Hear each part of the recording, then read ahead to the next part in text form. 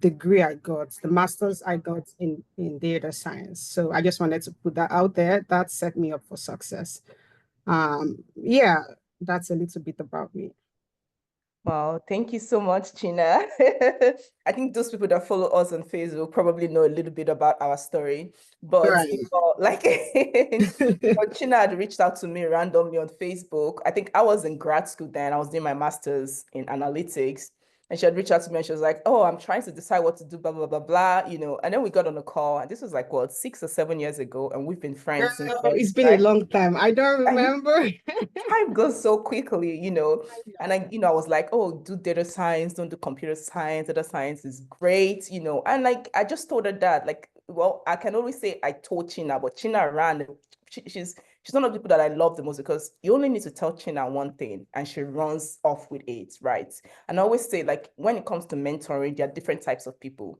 There are people that you need to hold their hands through every step, and there are people that you just tell something and they just run off with it and they go build something amazing with it. And China is one of those people. Very, very characteristics, but super amazing. Oh my God, now you're going to make me blush.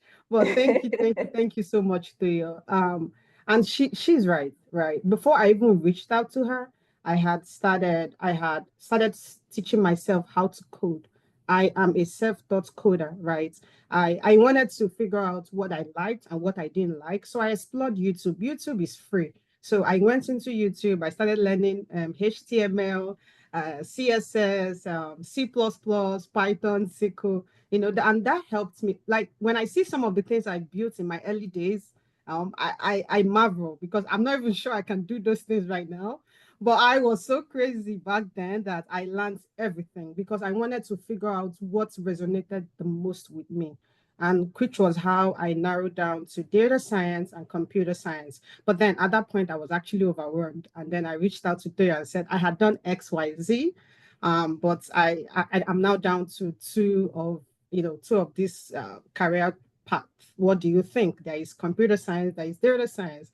So we kind of had a conversation, and let's say it became a success from there, and so much pain as well. I don't want to make you feel like it was all, kumbaya. No, it wasn't. There was so much pain in that journey, but I would not trade that for anything else because that's how I got to where I am today. And thank you so much for that, China. So I would like to also, like, another question I have for you is, what were you doing prior to that switch, right? Because I feel like that is so key to your journey as well, because it wasn't Mhm. like life was a bed of roses, right? You were, you had so much struggles around that point that Oh you man. were looking for jobs, right? So like I want you to also kind of share that story so that people that are in the community can know that, they can see the full story of how you put in the work and how that work became success for you. Okay. Where do I start? Uh, okay. So I migrated to the US in December of 2017. I like to say it's, early 20, early 2018 because that's when, things kind of kicked off for me. And when I did migrate to the US, the first thing I did when I landed was, what do I want my life to look like in the next 5 years? What do I want my life to look like in the next 10 years? And at that point, I figured out that I needed an advanced degree in order to compete, favorably. Like, man, my degree is in bachelor in my degree is in agriculture. That's great. Yeah, but I got it from Nigeria, right? So now I'll be competing with people who have, maybe PhDs and masters from first world country, and I'm coming from a third world country with a degree in agriculture. I had to be realistic with myself, right? I set realistic goals. Like, how do I get to this is where I want to be in 5 years or 10 years? How do I get there? Right. And that's how I started to work backwards from that. Like for me, I like to put things in silos. I like to break things down. And maybe it is the coder in me, right? Where you take a very complex situation and you break it down into little steps. And then I built from that. So once I had that plan of how I wanted to, what I wanted to be, it, so let me actually take a pause here. I didn't have a clear picture of I wanted to be a doctor or a surgeon, a computer scientist. I knew I wanted to make a career switch, but I just didn't know what and how, right? And that's where the whole research came in. I started researching. I came across Toyo's profile on Facebook. I saved every single post she had about data science. And it is funny now, right? Because Toya, um, she's very passionate about data science. In fact, she's passionate about everything computer science, right? And then I saved all of her posts. And at the time, I wasn't ready. I just knew that this was going to be beneficial to me in the future. So I just saved all of them. After I finished saving them, I went about my business, right? About my daily life. I was I think I've shared this story a couple of times. I did a lot of odd jobs in between. Think of any odd job, I did them all. And I am the proudest person about those jobs. I have no single shame because why? They were legit jobs that brought me to where I am today. They were things that were necessary to get to where I am, right? So I did all those jobs. I was saving money to get my master's. I didn't like I don't have anything against loan, taking a student loan, but I wanted that to be my last resort. So I took I saved every penny, everything counted. I wasn't interested in, I love fashion. But at that moment, I wasn't interested in buying anything, nothing. Every money, every penny I made from my odd job, I saved for my tuition, for my master's degree tuition, right? So I saved everything. And then by the time I felt like I had saved enough, I went back to all those posts that Toyo had, that had been saving from Toyo, right? I went back to it. And then I'm like, you know what? This is just a lot. I don't even know where to begin. And this ties back to what I had said earlier. I decided to explore, right? I explored in YouTube, everything. I think of anything, I did it. I built a website. I started to develop some small programs to try and figure out if I wanted to be like a web designer, if I wanted to like go into robotics, if I wanted to be an analyst. I had to play with. I mean, I didn't go deep into all of them, but I did a little bit of all of them in order to get an idea of what I liked, right? And that's what kind of helped me. So when I had played around with all of them, I decided that computer science or data science. And I need to say this, that even though I had my bachelor's degree in agriculture, I I have always loved math. Like if you know me from way back in Unical or from my high school, you would know this. I love maths. I'm great at maths. I'm great at problem solving. I actually did get admission to study maths and statistics at Cross River State University, but it's a state university, and I wanted to go to a federal university, for a myriad of personal reasons. So I didn't take that admission. I took the agricultural admission in Unical, which was a federal university. I mean, whilst that was devastating for me at the time because I wasn't going with my first choice of course, but I put in my best. Everything I ever do in my life, I make sure I put in my best. Right. I was going to Unical, I was studying agriculture, I put in my best and I graduated with a 2-1. Right. This 2-1 later ties into how I was given admission to study masters in a very different field. Right. So I just had to mention that, but I digress. So back to like the story, I had, tried everything, robots. I tried like computer science, data science, analytics, web designing, and I figured that, the sweet spot for me was data science or computer science. I reached out to Toyo.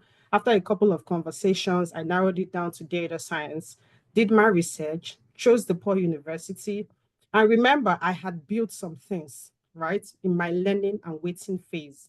And that was what I put in my application. I told them, yes, I know I don't have a background in computer science. Yes, I don't have XYZ, but I have this. I have taught myself how to do this. This is a sample of what I have done. I have done this, I have done that. And now I want to come to your school to be in a more structured, environment and learn.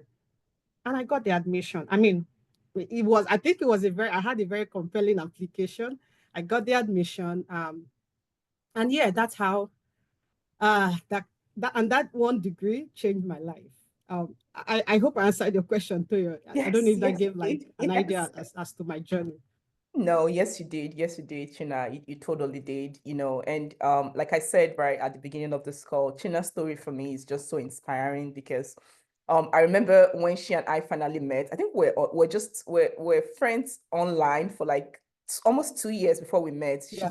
China planned a surprise visit with my sister for my birthday. And then she flew down to Dallas with my sister and surprised me. And I was like so happy to see. I was like, because we've just been talking for 2 years at that point, and we've actually never seen each other on the phone. But within that 2 years, the sheer number of things that China had completed, China would be driving, like doing DoorDash work, and she would be doing assignments. She would just like, I like she just did. had so much that she was doing and handling at the same time. But that's just to tell you, like, it doesn't matter where you are at right now. What matters is you having a goal of where you want to be and working towards it, because nothing comes easy, like No, absolutely nothing. that's it. Many of you have read my story, right? Nothing comes easy, but once you know what your goal is, okay, next year I want to be making $200,000 a year. Boom. What are the jobs that gives people $200,000 a year? Data science, computer science, this and this and this. Okay, how do I get there? What are the courses I have to take? Does this mean sleepless nights? Does this mean no parties? Does this mean no buying new things for the next 1 year? That's what you do. That's what you do. Yeah, You cannot eat your yeah, bread. I think that's the hard part that people don't, and I don't know if people say this out loud, but I try to say it out loud because I want to be honest with about my journey. Like I want to tell you the good, the bad, the ugly. I don't want to tell you the good part only, So I resonate so much with what Toya is saying. Like you have to put in the work. There is no in between. I promise you, at least for me and for most of the people around me, there is no in between. And I need to tell you this, like everything is hard. Life is hard. You Yep. know, I can't think of one thing in this life that is not hard. Being broke is hard. Getting out of poverty is hard. Being unhealthy is hard because it does come, being unhealthy come with a myriad of health issue. Being healthy, even, is also hard. Like, have you tried to be consistent at the gym? That is freaking hard. Like, it's almost like you cannot be unhealthy in peace. You cannot be healthy in peace. Everything is hard. Being mediocre is hard. Being an expert is hard. But the question is, what hard do you want? Do you want? Do you want hard that gives you, the opportunity to afford the best things of life? Or do you want the hard that makes you a joke? And the truth is the difference between you today and you in let me actually take myself as an example. The difference between me today and myself like 5 years ago are the decisions I made and stayed consistent in them. That's the only difference. Like even right now, I'm deactivated on Facebook because my work right now is overwhelming. I decided to take a break because I needed that time to focus on work, to rebuild myself, there is a book I want to read. And I'm like, I can't, I'm not able to do this with all the distractions I have on Facebook. I took that time out, and it's not easy because I'm missing all the juicy details and drama that is happening on Facebook. But the question is, do I want that drama or do I want the promotion I'm looking for in the next 3 months? Like, pick and choose. What do you prefer? Yeah, plus one to what China said, and it makes me remember a story when I left the UK after my first degree in the UK and I moved to Nigeria. I think I shared the story of how that my 1 year that I spent in Nigeria doing my youth service, I was robbed back to back. I think I was robbed like 3 or 4 times. And then the last Mhm. time when they finally stole my iPhone, my iPad, and everything, like I was using a touchlight phone because the money that I had, I was saving the money to come to America. And I was like, it's two things. Do I either buy a phone that can take me to the internet, or I just manage this touchlight phone that my sister has given me till I leave this country? And people don't believe, like, people would meet me and would be like, what's your number? And I'll bring out this terrible touchlight phone. And people will look at me like, this girl that just came from the UK, this is the phone you're using, right? But like, I knew what my goal was. People were inviting me out for parties for like Ashwebi, but I was like, if I spend this 25K in this Ashwebi, it's taken out of the money that I have. But the answer is, I'm sorry, no, I cannot come. But here's 5,000 naira for your wedding. I wish you the best. That was it. Like I had to set my goals, set my priorities right. That meant no parties, no eating out, no buying new phone, no buying new clothes, no new gadgets, even though I desperately wanted that. There were friends that stopped being friends with me in quotes because I stopped looking the part, right? I stopped looking like Ah, to hang out with, but I knew where I wanted to get to. And I was like, okay, screw that. But all of those people are now back in my life in one way or the other, right? Because now they've seen what I've made out of my life, and they're like, oh, oopsies, now I want to be with this person, or I want to be friends with this person again. But that's not how Like, life works, right? The so you're reality. back to your life. You're a better person than me. I am very petty. I am, and I'm not shy to admit this, and I think this is what kind of helps me when like in whatever phase I am in. I am not embarrassed about things I can't afford. I drove my rickety orange, I think that was a Honda Fit 2008. I drove it with pride. I think the whole Chicago knew me with that particular car. But I didn't care. That's what I could afford. That's what was that was my source of income because I was using it to do DoorDash and do delivery. That car was my pride. Like I was not ashamed about it. I had friends, like Toyo said too. I mean, I guess it's part of life. So if it's happened to us, it's probably happening to maybe a couple of you here, right? Um, I had a couple of friends that because I didn't look the part, they were, I don't know, embarrassed, but I don't care. I love myself way too much to care about somebody's opinion, especially when it's about something that's superficial. I, I I looked as presentable as I could afford at the time. I'm not going to do more than myself. Nothing on this earth would make me China Agubro do more than myself. I don't care. So, but that came with, of course, having to lose certain friendships because I didn't look the part and maybe I'm embarrassed them. I don't know. But one thing I didn't do was I didn't let them back in. I remember when I got my first job and changed my car, of course, they started to creep in because success attracts people.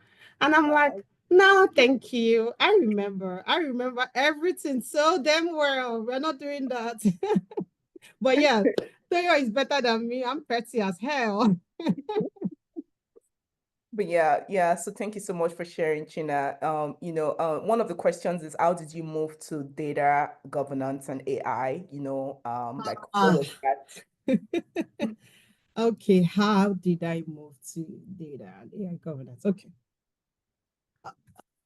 I feel like my story is all tied to each other, right? So when towards the tail end of my degree, my master's, when I was getting my master's in data science, towards the tail end, we had the option we were required to do an analytical internship, right? So it's either that or you do a project or you take a class. And in my mind, I wanted all the learning that I could get. And the learning that I felt that could be most purposeful to me was from an internship. That's hands-on training. So I started applying for an internship, left, right, and center. Rejection followed left, right, and center. Normal. Don't take it personal when it happens to you if you're in that phase. Um, I think Toyo, if you remember, at that time, I also reached out to you about it because Facebook had reached out to me about an internship and you Yeah, started prepping me. Unfortunately, I didn't get that internship. I remember how excited you were that Facebook had reached out to me. And yeah. I don't mean to put you on the spot, right?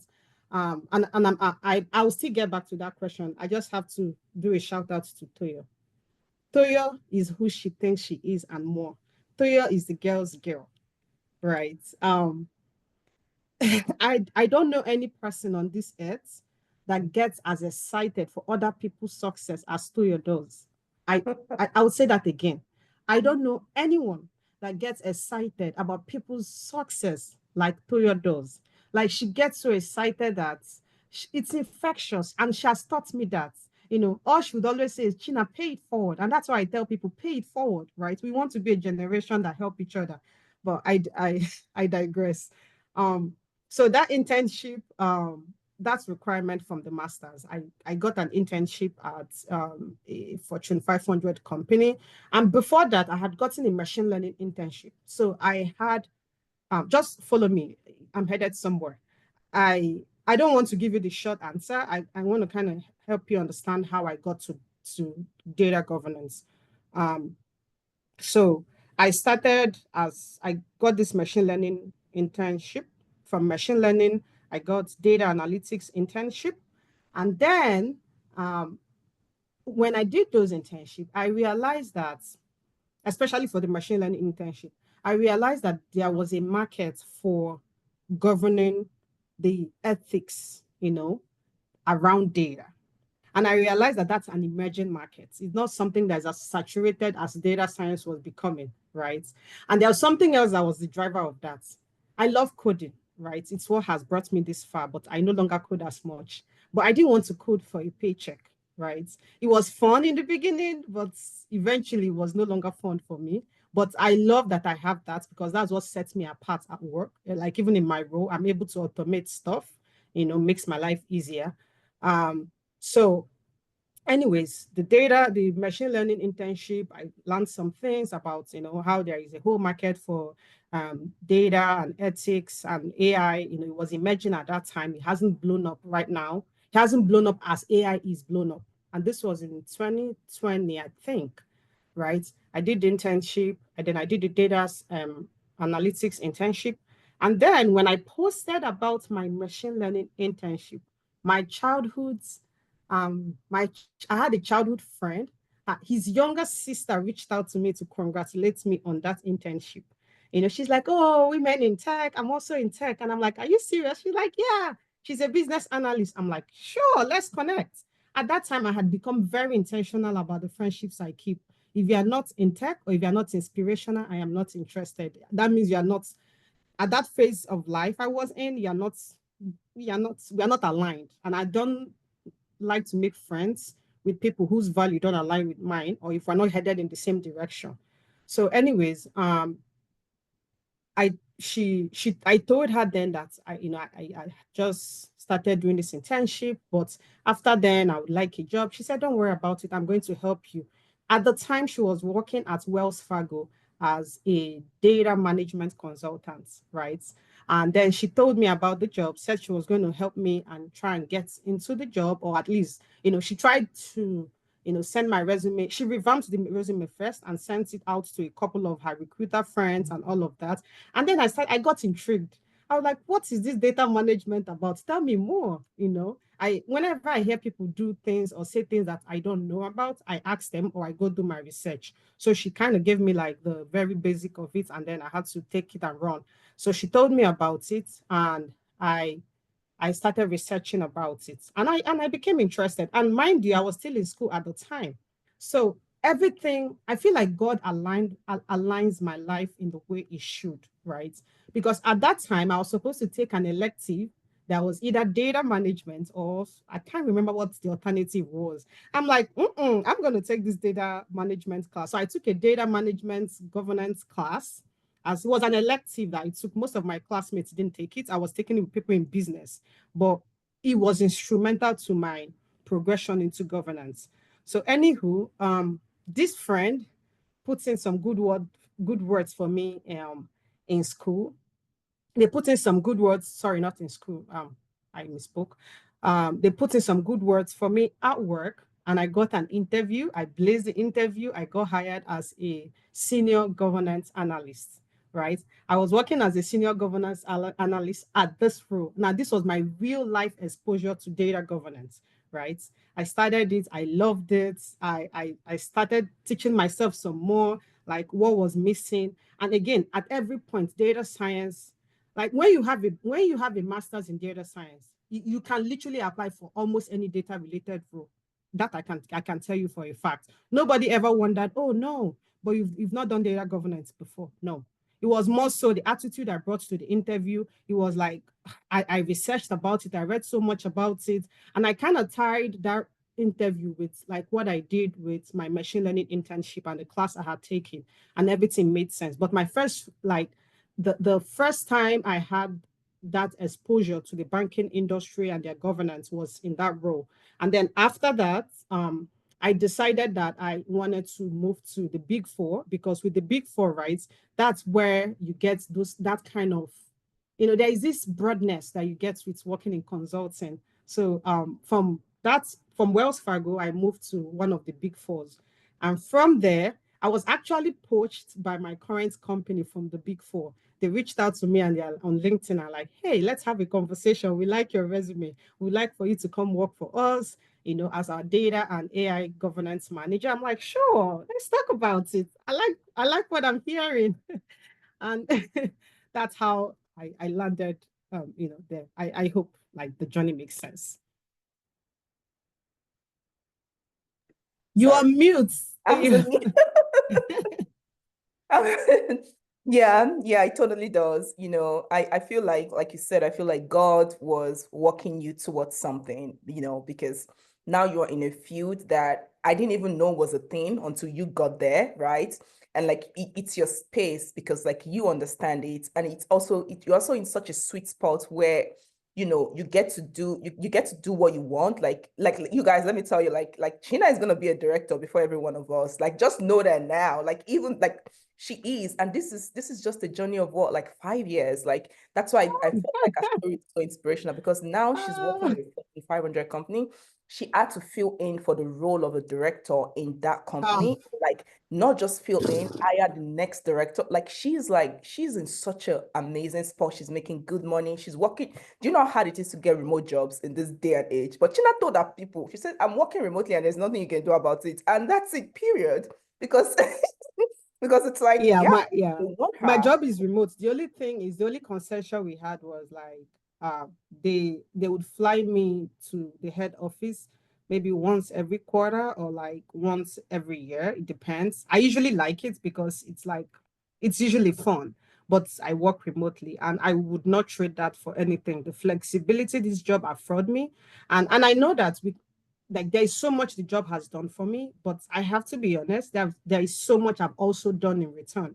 Like Toya said, when we so my boss at the time had left the role. She was the director of data governance, data and AI governance. I stepped in, right? And I remember the VP, vice president of data, saying, China, we need to hire someone to kind of coach you to help you. I looked him dead in the eye. I said, I'm fine.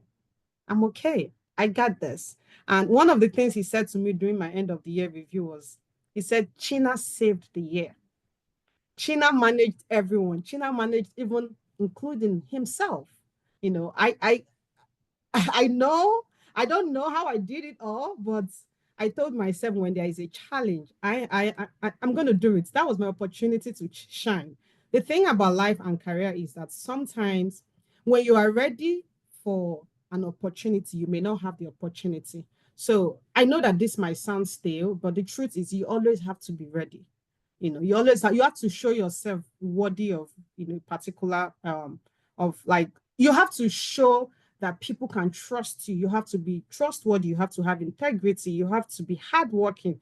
You have to have resilience. People have to see this, and in all of this, please set standards. Everyone at my company knows, whilst I'm all of this, I don't joke. I don't joke. So this is not me saying put yourself on the floor and be a doormat. Absolutely not. We don't do that over here, But it's more so saying build yourself to the level where you can easily step into roles that you might not be qualified for. And by qualified, I mean maybe you don't have the standard years of experience yet, or maybe you don't have you don't. I mean, maybe you don't have the background yet, but you have built yourself up in such a way that people can say, you know what, let's give it a try and see how it goes. So that when they give you that chance, you don't disappoint them or disappoint yourself, most importantly. Thank you. Yeah, thank you so much, China. You all like their end of the year review. I remember I was watching like China's clips of it. And like she got like I think it was like 2x the regular like reviews, like positive reviews. And she got huge bonus. I know she sent my sister money because my sister was like, send me money from your bonus, and she did. She never sent me money. I was like, China, where's my bonus money? You are rich. You are richer. You are richer than all of us. That's why you don't need our money. know, but like, yeah, but like that's, it's so nice to, yeah, she didn't send me money. I know, just imagine. But it's so nice, to get to that point where, going from a place where you were doing odd jobs and just getting to a point now where you could potentially be a director in a Fortune 500 company. That is not something you see every day. And yeah, that's why, your story is so inspiring. And yeah, I totally love it. So just one more question for you, because I know everybody Oh my here God. spent all day on China, and we have three more speakers to go. Right. So just one more question for you. What is the value of mentorship and like community? Like what would you tell like a young lady who Ah, has no mentorship and community? What would be your value or your advice to them? That's everything. That's how I got here. That's my story is incomplete without the women around me, without the community that I've built. My story is incomplete with, I wouldn't say I haven't, everyone is different. You need to know what works for you. I'm personally self-motivated. If you're someone like me that is self-motivated, good for you. You may not need a mentor, but if you know your personality and you know that you need push to do stuff, you know that you need to be kept accountable. Please, you need a mentor or like a peer that can keep you on track. But if you are self-motivated, you don't necessarily need a mentor. Sometimes every time I see people come into my inbox, oh, I want you to mentor me, and I'm like, so first of all, not everybody needs to go down that route, right? If you need to understand what works for you as a person, have you understood yourself as a person? If you don't understand that, I feel like you get into a mentorship and you fail. You disappoint yourself and disappoint the mentor, right? But once you have decided and you feel like you need a mentor to proceed, fine. Find someone that aligns with you, find someone that their story inspires you, or someone that they are in the journey they are in the space that you want to head into, right? If that's your case. But yes, um, mentorship for me, and this is a personal view. You hear people say everybody needs a mentor, right? But like in terms of for me personally, my journey, I've never necessarily had like a one-on-one mentor, but I've had people whose influence in my life has been tremendous. Toyo, Rosemary, Amaka, my partner, like my second Toyo. I have another friend called Second Toyo. Like I have a community, and I think one of the things young people or like people fail to understand is you have to be genuine. You cannot want just to be close to someone because of what you get out of them. People will sense it. You need to find a way to develop non-parasitic relationships, right? It is essential. People will smell it. Anyone that knows their onion will smell it from afar, and that relationship won't last. But it's very important that you build your community. Remember that I said that there was a time in my life, even up until now, if the friendship is not inspirational, is not our values don't align, or you're not in tech, I'm not interested. Politely, humbly. No, no, no, no, no, no beef intended, but it's just mine is what I've decided for my life. But I could never, ever have gotten to where I am today without my community. And the only male in my community is my partner. Every other person is female. Women are the reason I've gotten here. Women have been my biggest supporters. Women have been my biggest pushers. Women have been the ones I've cried with when the rejections were coming and I was taking it personal. Um, I don't know how you can succeed in this journey without building your community. I mean, if you figure it out, let us know. But for me, I could never have. I'm not even interested in doing it alone. I need people to rant to. Like, do you know how many times I wanted to go off on somebody at work and be like, hey, your emergency is not my emergency? But we don't do that. I couldn't say that. I had to take a deep breath and call a friend to rant. Somebody did XYZ, and they're like, yeah, but we are going to find a strategic way to respond to them because we want to show you off as a leader. And leaders don't respond as in such petty ways. I mean, I'm petty in my personal life, but I don't take it to work. So Thank yeah. you so much, China. Yeah, the value of mentorship community, right? It's super Yes. important. You cannot and I always say the same, right? Like my friends are my strength, I cannot I can't imagine doing life without friends, without a community, without people I to can't share either. ideas with, right? If I need to, if something is stressing me out at work, I call China, like, oh, hey, this and this and this is what it is, right?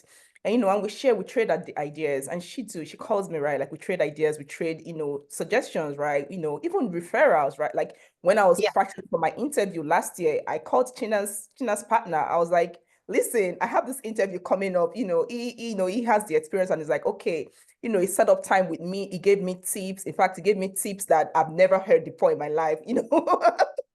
he gave me a specific tip, was like, this one will set you apart. That is our community. That is the community that we built for ourselves, right? Where we can each go to each other, right? We are all in different sectors, right? China is in data science. I'm in product finance, our partner is in finance, our other friends are in computer science, just in different sectors. But if we need something and one of us don't have it, we know who to call, right? We know who, of We know course. who to call. Like, we Yeah. know who to call to help you get it. If I'm looking for a referral to anywhere, like China is gonna call a partner or someone. Like literally, like she just messaged me 2 days ago. She's like, "Oh, hey, my partner thinks you're gonna be good for this job. Do you want to apply Yeah. for it?" I'm like, "Yeah, duh." Yeah. Yeah. Yeah. Literally, Two literally, days he's ago. like, I have a role at my company and I want first Toyo for it. I'm like, okay. Okay. And let me tell you this. He doesn't want Toyo because she's just my friend. Mm-mm. I need to, and I keep saying this. You have to be excellent in what you do. It's because of the excellence that we've seen her like exhibit at her roles in different company. Because not everybody wants like he's not going to hire a mediocre at his company. It's going to reflect Yeah, on him. No. yeah, So yes, referral community can take you as far, but you don't want to be referred and then you get there, you fumble the job. How about now? No. So you yourself have to bring value such that once such that when you then build a community, it's easy to say, oh, who can do this? Oh, this person can do this, that person can do that. You have all of that, and at that point, the sky is just your starting point. Like the moon will not even see your back.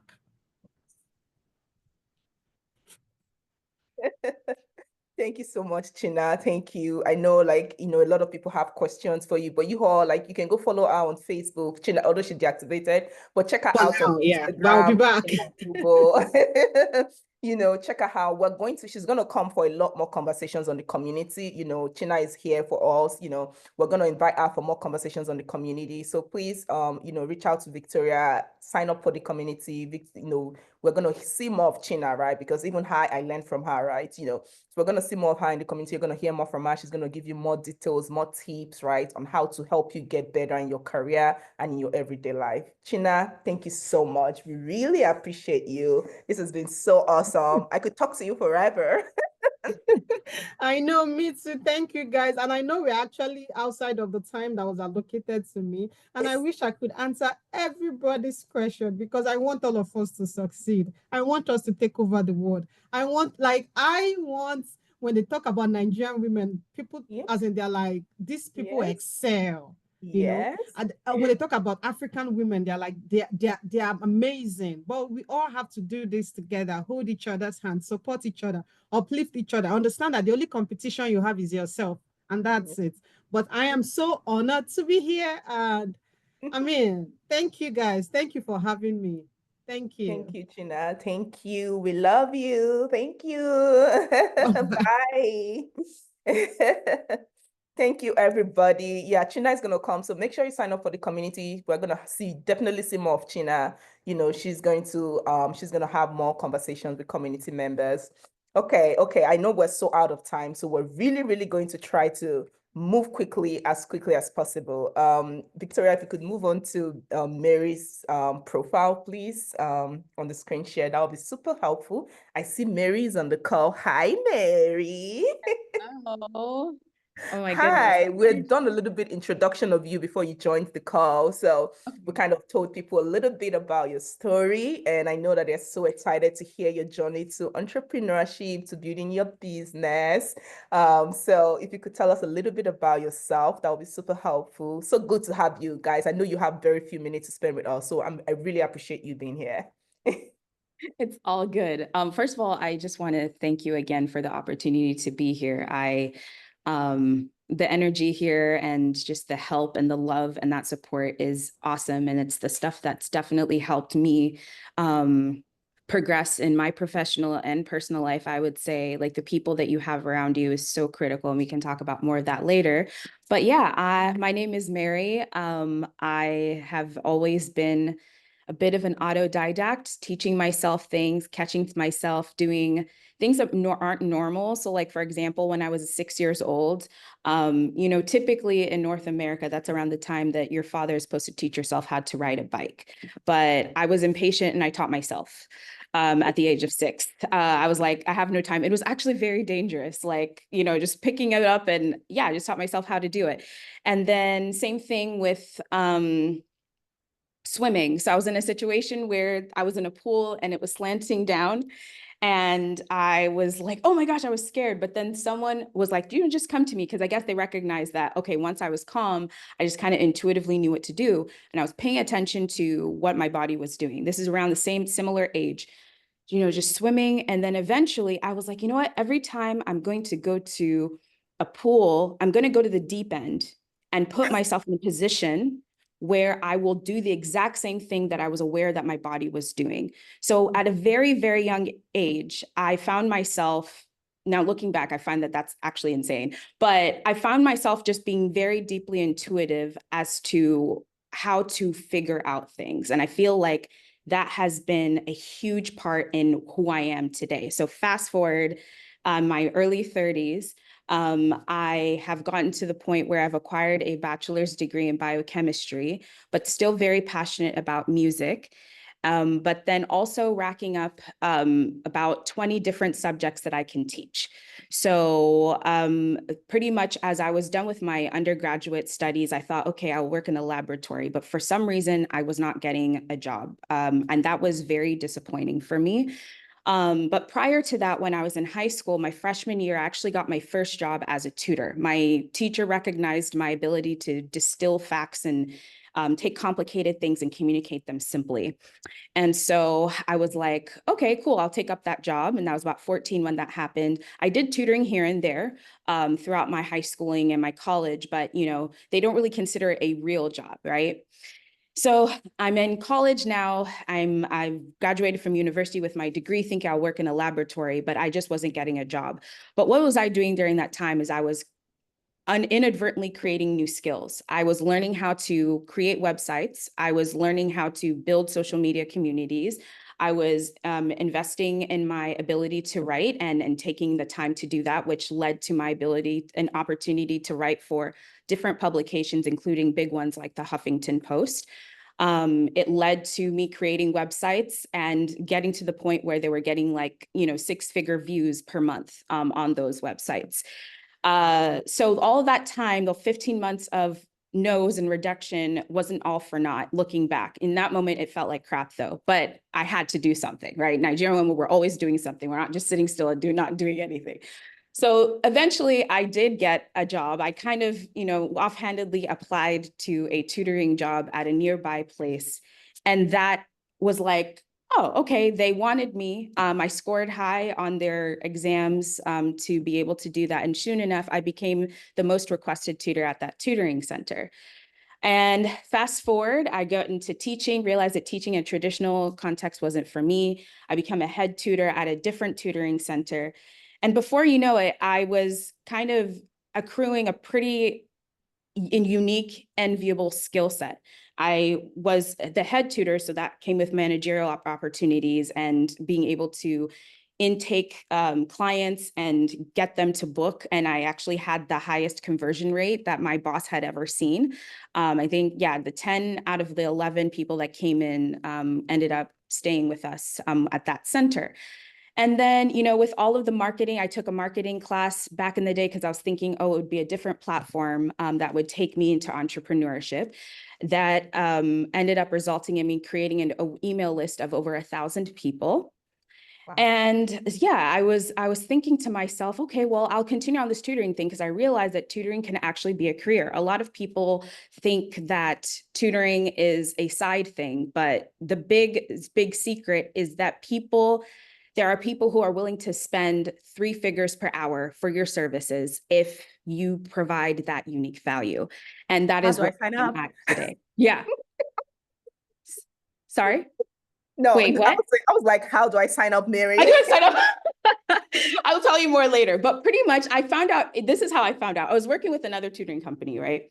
I was moving up the ranks, but the amount that I was getting, they were like, oh, congratulations, you've been promoted. I'm like, a $4 increase per hour? Are you joking? And then I'm finding out that they're billing families $100, $200 an hour. And I'm only getting like 35. I was like, no, I was very angry. I was so angry that I quit. I was that, I was like, there is absolutely no way. So funny enough, when I quit, I'm getting calls.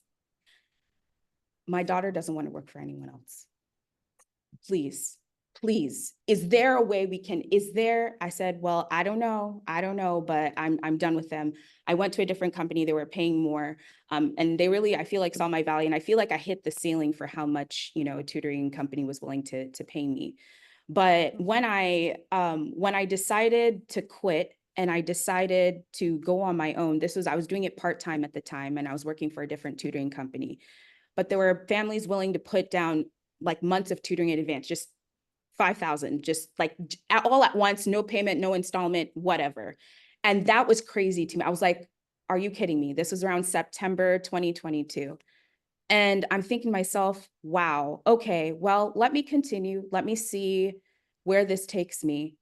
And the word of mouth grew. People were so invested in what I was doing and the relationships that I was having with their children. It wasn't me just, oh, let me teach them. It was really, I call myself an academic mentor, right? So I really take a 3D approach in how I work with these children. I'm not just, oh, they bring homework and we go over it.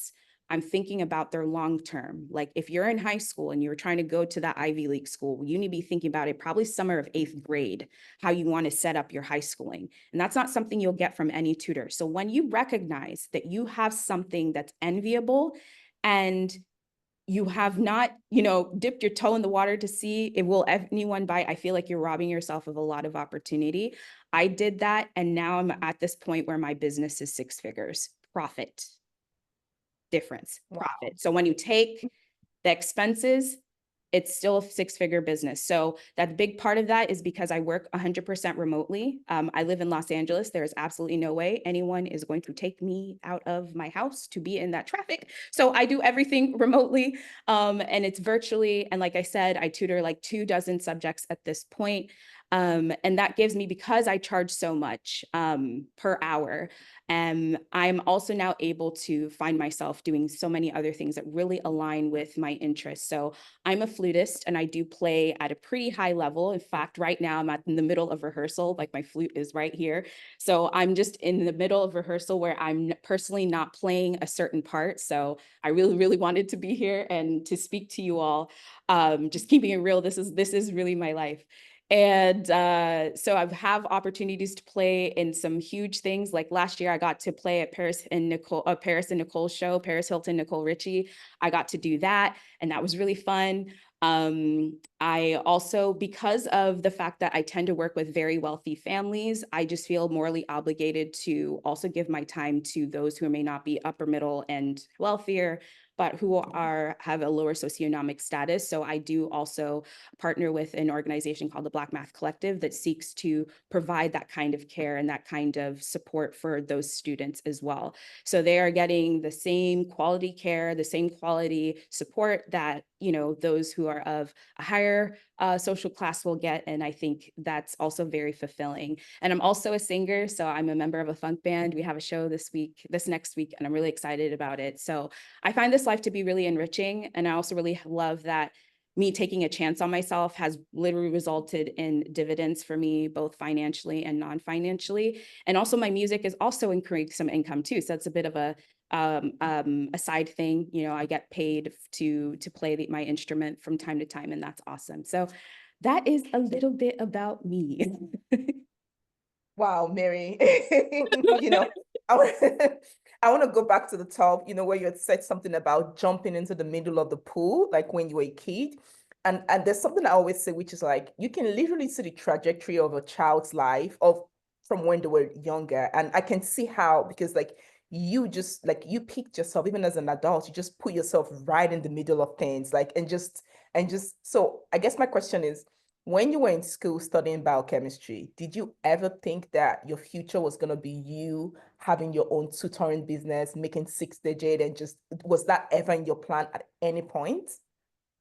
So earning 6 figures, yes. Like I did want to be someone that lived comfortably. And for most people, that's 6 figures, especially if you're living in California, and depending on where you're at, sometimes six figures is not enough, but that's neither here nor there. But yeah, I envisioned myself maybe being in a lab, but I felt like I also didn't really know what I wanted, like what my voice sounded like, because people were telling me there were a lot of expectations. I was on the pre-med track, go be a doctor, but I felt there's a lot of dedication to that path and going to medical school that wouldn't allow me to have a very versatile, very multifaceted life.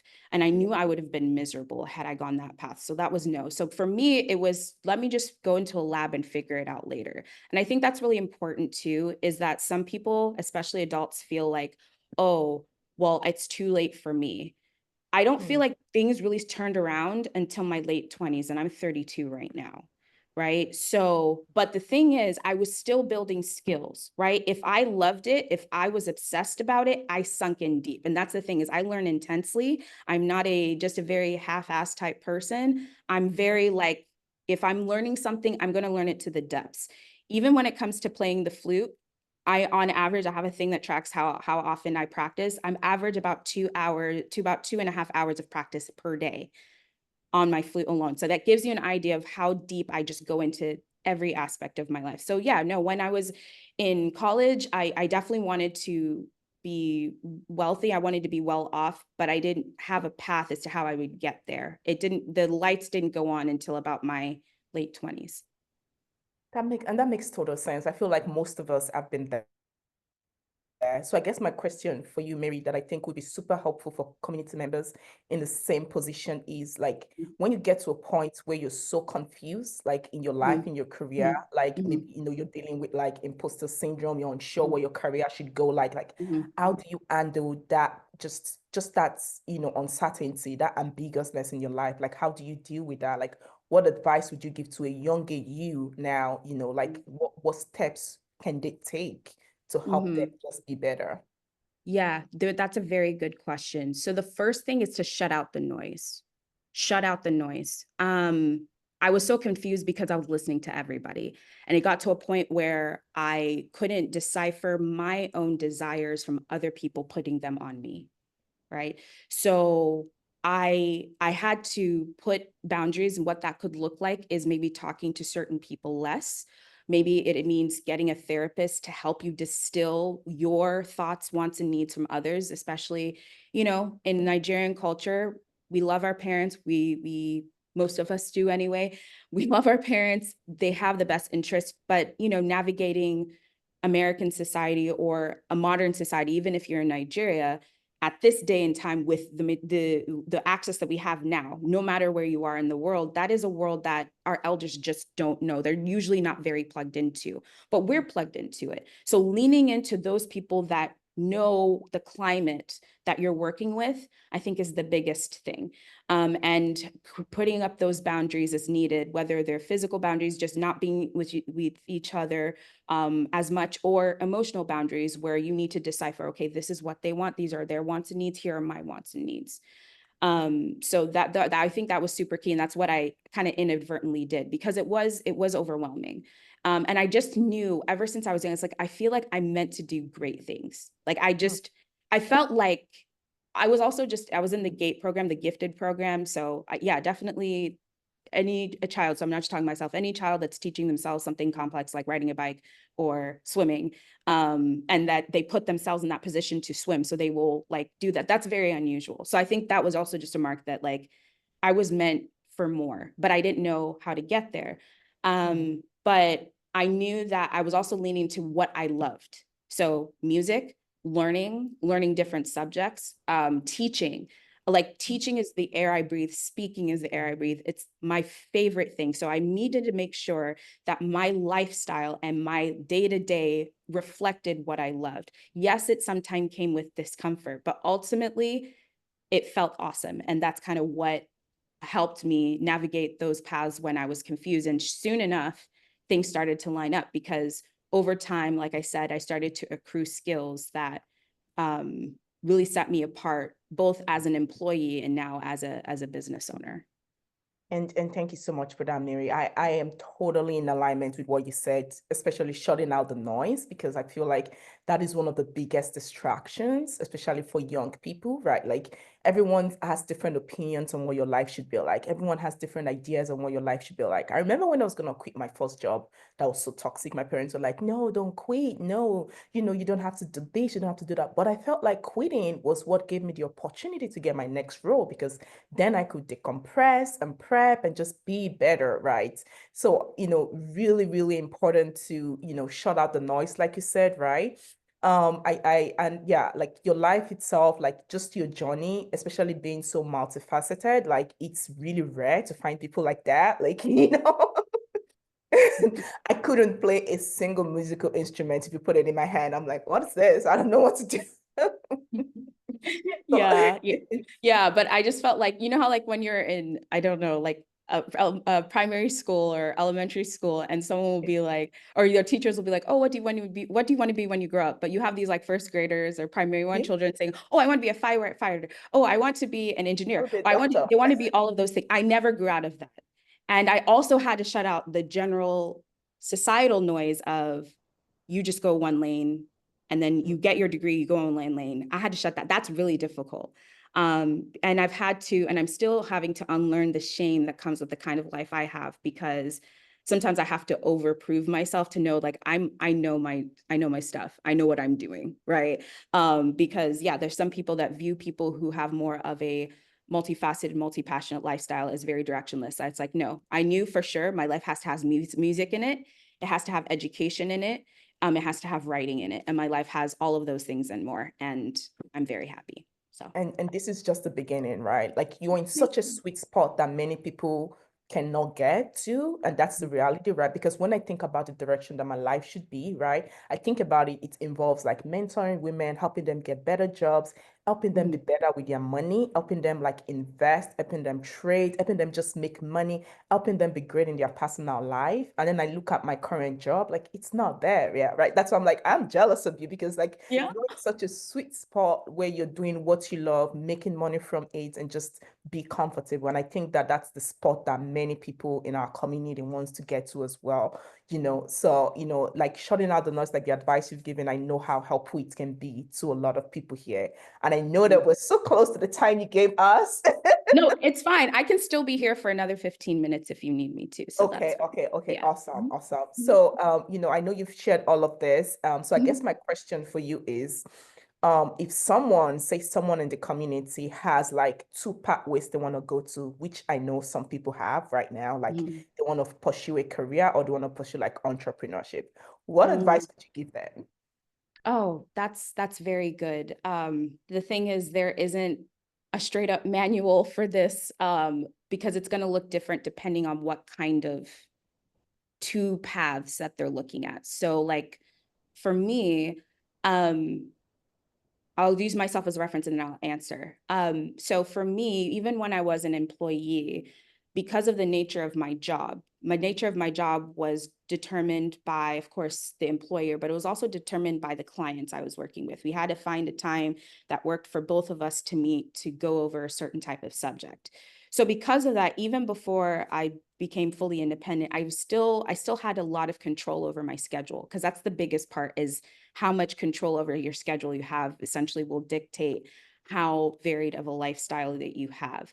I will say that I did gain a lot of expertise being an employer or an employee, right? So I wouldn't say necessarily, I don't think I would advise skipping the employee step. I think from an empathy standpoint and from just an observation standpoint, learn how the business that you're in or the employer that you have, how they run their business. Because I think a lot of what I observed from previous employers has influenced how I run my business. Not to say I do a carbon copy, no, but I was like, oh, that looked like it worked really well. I don't think I would do that. And just so wherever you're at, be observant. I've always been an observant child, to the point that I was calling out my dad on things. Apparently when I was 3, that's what he said.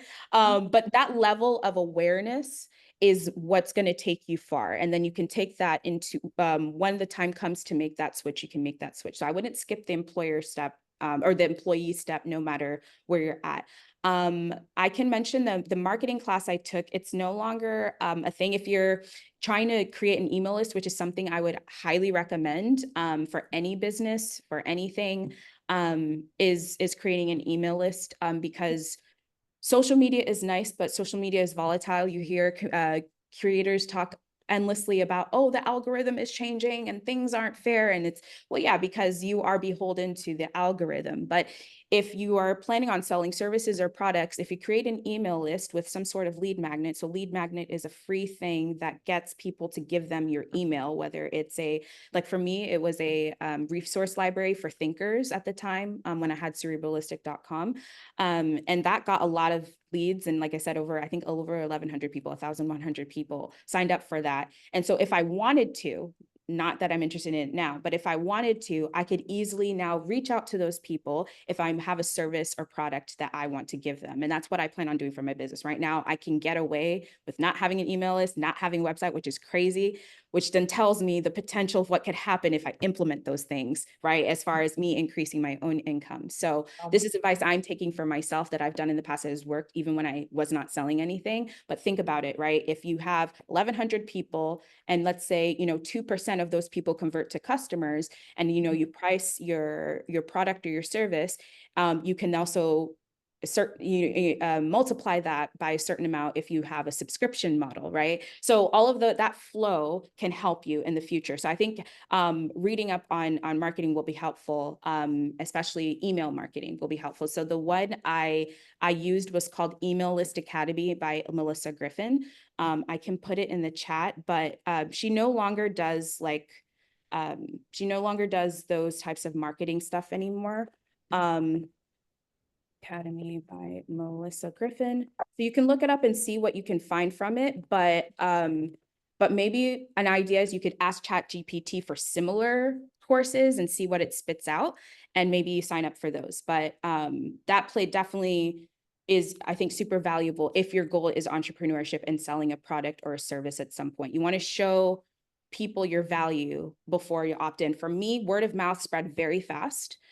Because I think of the uniqueness of the skill set and of that I had. But if you're starting out fresh, I think having an email list will be helpful.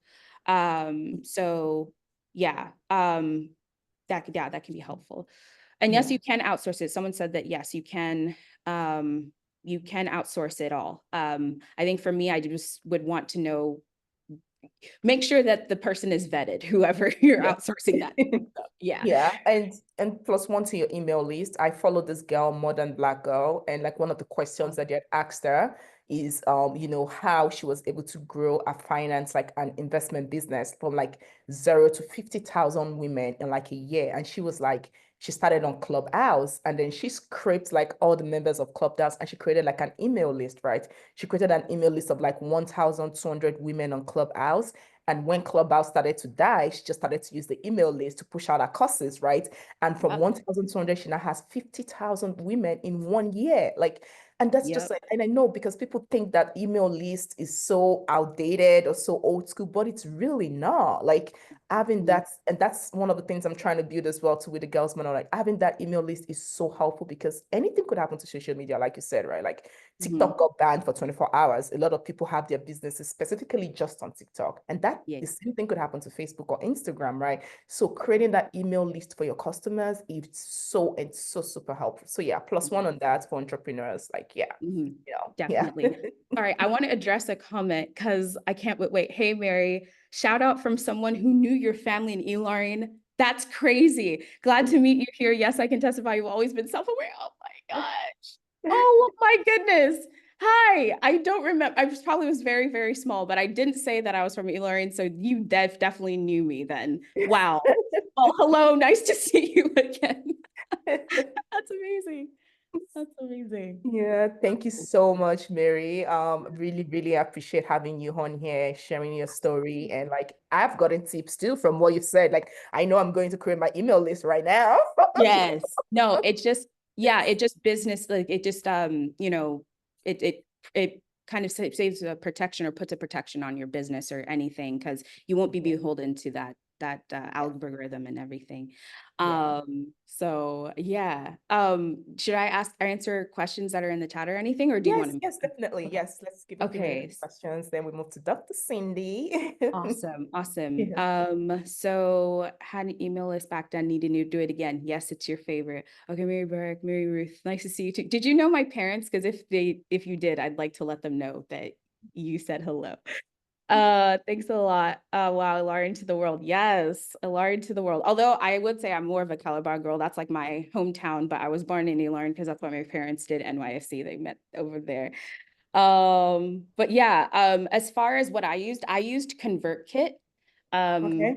I Oh, I used like it Comeback Kit. to, yeah, it's super versatile. Mhm. And so, yeah, it did allow for conversions to happen. Also, whatever web designer you make for your website, make sure that where you sign up shows up multiple places on your website. That's usually in really good email list courses. They mention that. So there should be one above the fold, right? So when you go on the website, it's in your face. There, you can't miss it, right? And it has whatever free, whatever, it could be a quiz, it could be, like I said, a resource library. That's what I had. It could be a single PDF, whatever you feel like offers a lot of value for the customer or the potential customer that would come to your website. Make sure also there's an exit trigger. So the websites can track when your cursor is going towards like the backspace button or the button where you're navigating a website to go to a different page or whatever. So you want an exit pop-up to happen too. People might feel like, oh, I don't want to be annoying, but those convert pretty well too.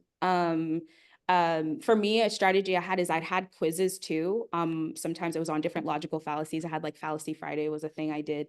And so at the end, people could put in their answers. And then to see the answer key, they had to subscribe to my email list. So that could be another thing. So you can just get really creative, ask ChatGPT, tell them what kind of business sector, whatever you're trying to do, and then ask it maybe to give you some creative email list opt-in ideas that align with whatever it is that you're offering. So that is something that you could implement. So I Okay. think someone asked about my music on Spotify. So I'm not an individual artist, and that's another thing with maintaining my kind of polymathic slash multi-passionate career is leaning into other communities. I will by no means do everything by myself. I play with an orchestra. Occasionally I will play solo, but I play with an orchestra. I play with a wind ensemble. So not everything is on me, right? The board I collaborate with. So we are a team. So I'm consistently part of teams. And I find that to be beneficial, both strategically in terms of energy investment, because doing all of these things, if you're not careful, will burn you out.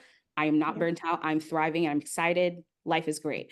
Two, because those are also networks, right? So those are all networks in and of themselves.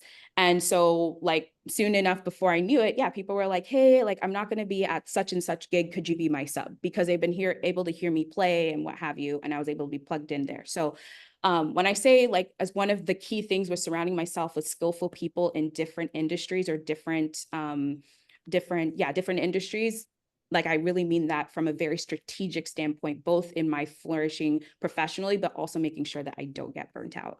Yeah. So how much can one charge as a Power BL trainer per hour? Don't I don't know what is it, BI or BL? Oh, Power BI, yeah. Okay. I think I Yeah. can. I think that is based off your skills, right? Yeah. What the market is charging, and you know what you're Mhm. offering. I think you can decide, like, based off the market offerings and the skills that you're offering as well, to find a spot in between Mhm. that and charge that per hour to your clients. Yeah. Yeah, yeah, because like even for me, I definitely charge way higher than average. But yeah, but again, I look at my skill set. How many people have 17 years worth of education and tutoring experience over like over 24 subjects, but are also plugged into the climate of education in the United States to ensure children reach their fullest potential? Not very Hmm. many. So then I have to price accordingly. I also don't mind sharing my rates. You guys want to hear it? Which Um, you're in such a nice place as well too, California, where we have like all those rich clients, you know. This is I feel true, like but I remember I work virtually. So I'm not Mhm. I'm not, that's another thing, right? So, but yes, there are rich people there too. There are also, a lot of my clients are actually East Coast, which works really well because I end work early, since they're farther ahead. So that's strategic. But yeah, so No, just to she's give you not an idea, sharing you all. so, okay, I will share. And I will preface this by saying that it's because the market responded accordingly. So you can just feel it out, put it out there. If no one is biting, then change accordingly, right?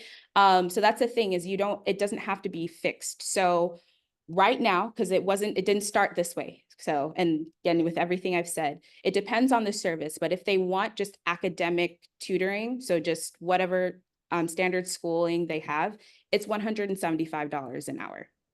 Okay. And then if it's more of like academic, like the AP tests, that's a thing here in the US. If they want testing for that or any like private school entrance test, that's $195 an hour. If it's for the SAT or the SAT or ACT, which are college entrance exams here in the United States, that would be $250 an hour. However, of course, that's relevant to the United States. The relevant amount of people and I know it's crazy, but that's the United States, right? If I were working with someone in Nigeria, I know there would be a wealthy like rate too there too. So it's all about what that looks like in the Nigerian market. So someone asked a great question, how is that in the Nigerian market? So it'd be similar thing. Obviously, maybe not that high, but it would be something that, again, reflects your value. And if you want to like market to those who are on the wealthier side in Nigeria, you can do that. I will say, though, morally, if what you have can benefit the larger people, find a way to do that. For me, it was joining the Black Math Collective. And that has been extremely fulfilling. It's also scratched the itch of me I've always wanted to be part of a think tank, and that's essentially what that is. So that it's very fulfilling both ways, and being able to impact families because education is something that should be accessible no matter who you are. So I would say get a feel of whatever market it is, whatever market you're trying to get into, get an idea of who your competitors are. Get an idea of how much they are charging and ask yourself and get an idea of what they are offering and compare it to what you're offering. If what you're offering is about the same, I would charge about the same. If you're knowing it's the same, but you want to be higher, then, get the necessary skills that set you apart so you can justify that higher rate. And then that will what's going to set you apart. I didn't set my rate accordingly because I was like, oh, let me just see. I was just like kind of doing it willy-nilly.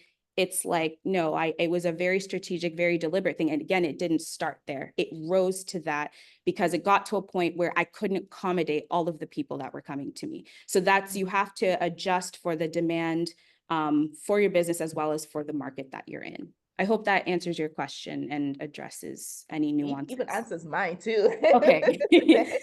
Yeah, Yeah. thank you so much. And yes, to adjusting for demand, right? That's the point every entrepreneur wants to get to, where there's more demand for their services than supply, right? They want to get to a point where they can start to price themselves accordingly and just put like real high value on what they're offering to their clients. So yeah, super helpful. Thank you so much, Mary. This has been so amazing. We're so grateful, thank you for sharing. I know, like, even as an budding entrepreneur myself, I've gotten so many things that I'm going to go implement, right? Starting with the mailing list, especially, Yes. Thank you so much, Mary. Really great to have you on here. Thank you. Have a great rest of your day, everyone. Take care. Thanks. Everyone say thank you to Mary. Thank you. Hi, Mary. Oh, wow. I'm learning so much. I don't know about you ladies, but I'm learning so much. If you're an entrepreneur, go and get on your mailing list ASAP. Seriously, like, I know a lot of people say mailing list is so 1980, but it is not. Like, just me watching the video from Modern Black Girl a few days ago and then having Mary to talk about mailing list, I feel like that's just God talking to me right now. That's telling me go and create this, because that girl literally built a 50,000 client list in 1 year just from a mailing list, right? So, it's no, it's something that, we can all implement, because social media can only do so much for your business, right? So yeah, 100%. And the next person, I'm so excited. I know we're so over time. Dr. Cindy, we're so sorry. Super excited to have Dr. Cindy in the house. Hello, everyone. Oh, thank you for having me. I'm so happy to be here. Hi, Dr. Cindy. So, so happy to have you here. I've been following you for a short while on social media, and your business, your company, Age Right Pharmacy. I really want to hear all about it. But please, introduce yourself to us. We're really happy to learn about you today. Absolutely. Wow. Well, thank you so much for having me, Mia. Like when this opportunity came up, I was like, oh yeah, I would love to be a part of this because women empowerment is super important. Like many of the panelists have been saying, having a support system, just being there for like other women. It's truly, it's phenomenal. And you're nobody's competition. Like you're Yeah. only yourself's competition. So I'm so happy to be here and be a part of this community and be able to share my story and hopefully inspire at least one person. But yeah, thank you so much for having me. So I guess I can give you my background or something, maybe a little bit. Yes, yes, that'll be Um, nice. Yes. Yes, so my name is Dr. Cindy Amakwe, and I am a pharmacist. I have a doctor of pharmacy degree, and I'm also, an entrepreneur. I'm a mom of two. I'm a wife, and it took a lot. I mean, I'm 30. I'm about to be 36 years old, and just looking back, it's been quite the journey. I was born and raised in Houston, and my parents are Nigerian, so having that cultural aspect and those pressures, you're like, oh, you better be a doctor, a lawyer, something that is a type of powerhouse or that's respectable in the community. And, what I had those pressures like a lot of us. And I originally went to school to be a medical doctor. And, it's funny when we think about it, pharmacists, a lot of pharmacists will tell you that they did not originally want to be a pharmacist. It was like medicine. And that's okay. You go to school, you realize, okay, medicine really isn't my jam. But for me, I was at Baylor University, and my plan was to go to Baylor College of Medicine here in Houston. And so when I went to Baylor, I think a lot of people, when you go to college, you just realize, oh, there's another world out there. Like you're independent, you can do whatever you want on your own time. Nobody's telling you what to do. So if you don't focus, then your grades may slip. And that's what happened with me. And so I was on the pre-med track, and I was like by my sophomore year, or my second year, I realized, okay, maybe this isn't going to happen for me. I was heavy in organizations. I was very involved, but my school grades were just, they were not there. So it took a lot of work to get it back to a respectable GPA. But by that time, I just realized medicine, blood, doing like, touching people like that, it wasn't really my thing. I think I was more in it because my parents, do this, do that. And so my advisor was looking at my grades, and she's like, yeah, I don't think this is going to work. Like medicine, I don't know if that's going to work for you. And I will also say this, advisors, they can be good in giving you a reality check, but also don't always listen if Mm, you feel like there's a bigger purpose for you. For me, I knew I had a bigger purpose, but I also knew medicine wasn't my thing. So I wasn't looking at my advisor like, man, you're just trying to talk me out of this. You don't want me to go to med school. I was like, you know what? I really do need to consider some other things and think about what I truly like in healthcare. And so pharmacy, fortunately, there was a little pharmacy organization at Baylor, and I was able to kind of slip in there. I would shadow the pharmacist. I always knew what a pharmacist does, or at least from CVS or Walgreens standpoint, but I never shadowed one. So when I was able to shadow one, I was like, okay, okay, I think I could do this. Uh, mm, Finances, you have to think about a career that will sustain you. So I knew that there was some stability in that career. And then just fulfillment. So I knew healthcare, I knew I'd be able to utilize my skills. I'm very good at math, very, methodical, very detail oriented. So all those things are important in the pharmacy world. And then, so I went ahead and applied to pharmacy school after I graduated, and I got in right away. So that was good. And so I don't know, in pharmacy school, I was never your typical student. I always wanted to just do like lead and do like a different track. Basically, make my own things. I wanted a health fair. I created a health fair. And just being able to not stay in a box, I just always felt that about myself. So in pharmacy, I was not in the box. And I wanted to go to residency.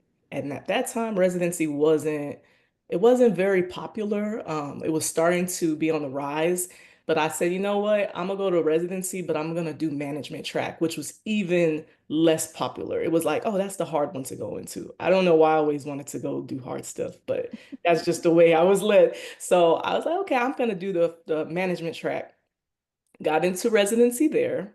And then I did my 2 years, got a master's, and I went into management. So here I am as a pharmacy manager for a hospital, and I'm new. I'm like, should I even be here? That imposter syndrome is real because I was just like, do I truly have the skills to be leading a team of 30, 40 people, pharmacists of various backgrounds, technicians? And I was young, so there are pharmacists who are older than me, and I'm like, are they gonna look at me as a leader? Like, so a lot of that imposter syndrome did creep in, but I was overall happy in my role and just getting to that point in my life. It was a goal and I achieved it and I was thriving. So I was there as a manager and I thought I was happy. And I always tell people, don't get comfortable because in any moment that happiness, that comfort can be snatched, and that's exactly what happened for me. 2 years I was happy, 2 years I was not. I realized early on that my leader, my boss at the time, was not giving me the support that I needed. And, there are other issues that occurred, like I would say racial type of things. Just being a Nigerian woman, a Black woman that's sure of herself, it doesn't always rub like an older white man the right way. So Yeah. I did have some challenges, and that made my last 2 years kind of miserable. I complained about work every day. I came home, I told my husband, oh my gosh, he did this today. I had to do this today. I was tired of complaining. I really was. And I would complain with my coworkers. We had pity parties all day. I was just like, why am I here? Like, I'm not even happy. Nobody is making me stay here? Like, is it the pride? Like, what is it? Am I scared? And I think it was a little bit of both. You're in that financial safety net, you have routine, that check's gonna come every 2 weeks. And I was just like, well, maybe I should just stick it out. Well, pandemic, I think that changed a lot of things for everybody. And if you don't, I mean, I won't say that everybody woke up during the pandemic, but it put a lot of things into perspective. I realized my job was not as secure. And so they cut my hours as a manager. And I was just like, I didn't think I would be like, I thought I was essential. Like I'm a pharmacist, right? I'm essential. No, they cut my hours and I was just like, this don't make no sense. And I just said, you know what? I told my husband, we really need to just go ahead and do this thing. We had talked about it. He had wanted to open his own pharmacy. And I said I would support him, but I was happy at the other job as a manager. So I just said, I'll support you. But at that time, I just said, you know what?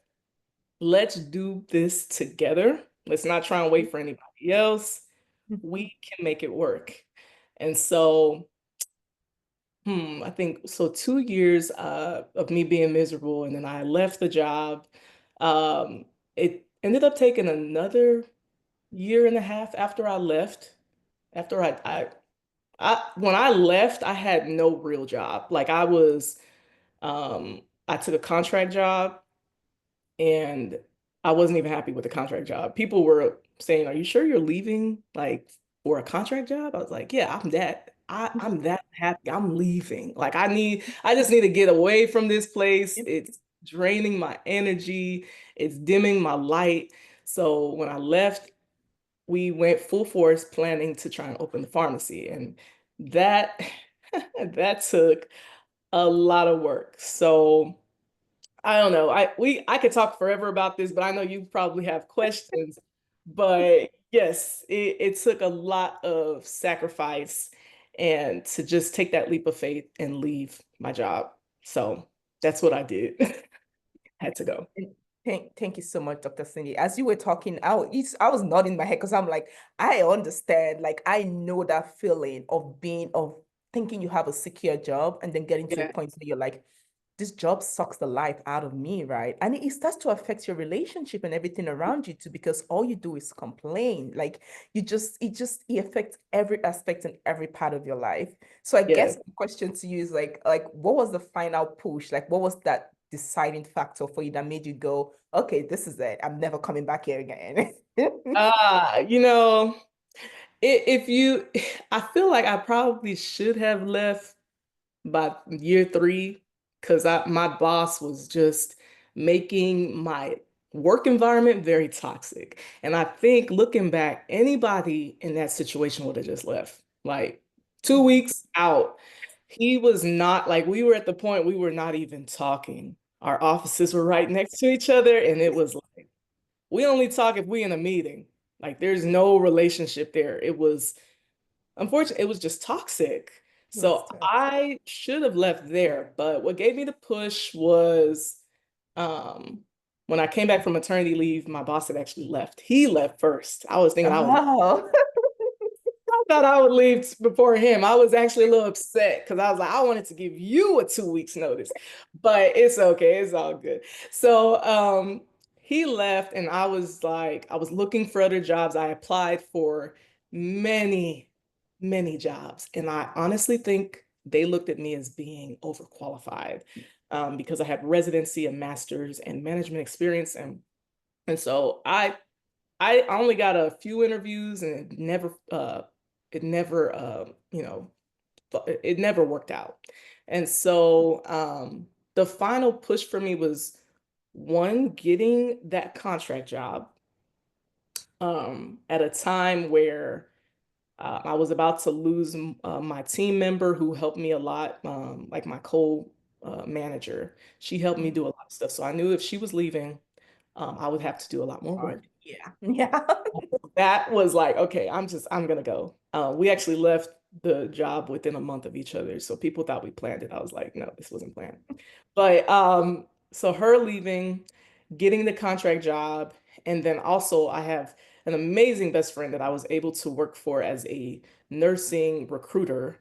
And I was able to do that remotely. And that was a non-traditional role because I'm a pharmacist, but I'm working as a recruiter. You don't necessarily need a PharmD for that, but you do have these transferable skills that you learn as a manager, as a pharmacist, being able to think critically, being resourceful, having good customer service, knowing how to talk to people. So all of those skills transfer very seamlessly. So I was a successful recruiter. So having those things under my belt made me very comfortable to leave. And, there's uncertainty with, different markets. Like as a recruiter, it's not going to be, oh, a set amount of money every 2 weeks, just like you are getting as a manager. But I was ready to take the leap at that point. So I would say that happened. And then what else? Oh, yeah, my new manager at the time was also the one that took over after my previous boss left. She was also kind of not as supportive as I would have wanted. So, yeah, I think leadership plays a big role in your happiness in in your position. And if you not trust your leader, your boss, it will just create resentment. So Yeah. those were some of the things that gave me the push. But I think having a supportive spouse and business partner, that made it very helpful to leave. I knew I wasn't going to be doing it alone because it's hard to to start any business from scratch. It's just going to be hard. You're going to have to build processes, procedures. Think about what happens if this patient comes in and they're not happy. How do you, mediate that? You have to think about all the fine details from the customer's perspective. So you're thinking bigger than yourself. But yeah, having my support system of my husband, my sisters, my friends, it was important to have. Now, when I told my parents that I was leaving my comfortable management No, job, they you're were like, like, no, "What?" no, They were like, "Are you sure?" like to your parents.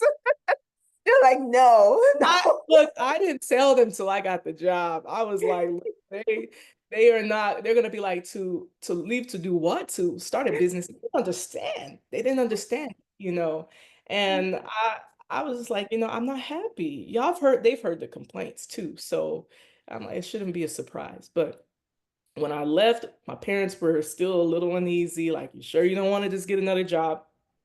Oh, and I forgot to mention, as a manager, I still had a PRN pharmacist job. So I always had like another source of income just in case. You don't want to put all your eggs in one basket. So it's always good to have multiple streams of income. As much as you can. You really can't have enough. But I was fortunate to have that while doing my full-time management job. I just worked there on the weekends every now and then. And, it happened to be the same hospital that my husband worked at. So we would when we had my son, he was a baby. There was a time that we were actually doing baby handoff, and what that meant was that I would work morning shift, he would watch our son, and then he would work evening shift, and for And then you evening watch. come with the baby boy and pass him off to me. Everybody be like, what is going on? Yeah, you have to grind it out. You got to do whatever it takes, to build that dream and get you comfortable so you can see past your current situation. So having disposable income is very important, and having multiple streams is good as well. So I think those were some of the things that made me really, Helped comfortable. you? Yeah. Yeah. I feel that because I remember when I was gonna leave my job too, it was kind of like you said, 2020, the pandemic gave everybody like a perspective that we've not had in a really long time. And I was Mhm. like, okay, like, like what do I need right now to leave this job, right? I need money. I need X amount of money in my account.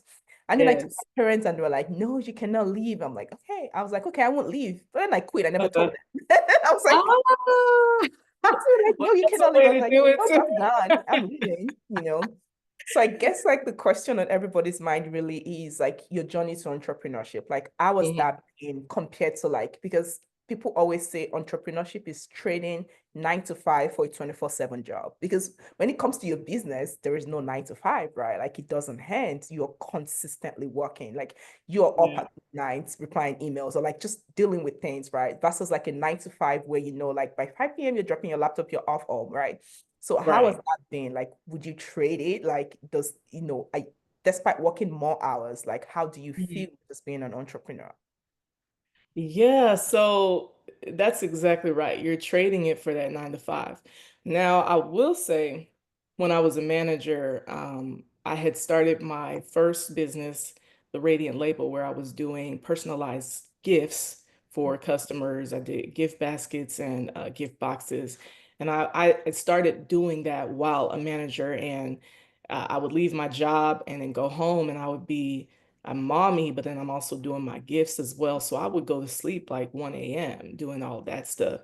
But as an entrepreneur, where you're away from the 9 to 5, you're right.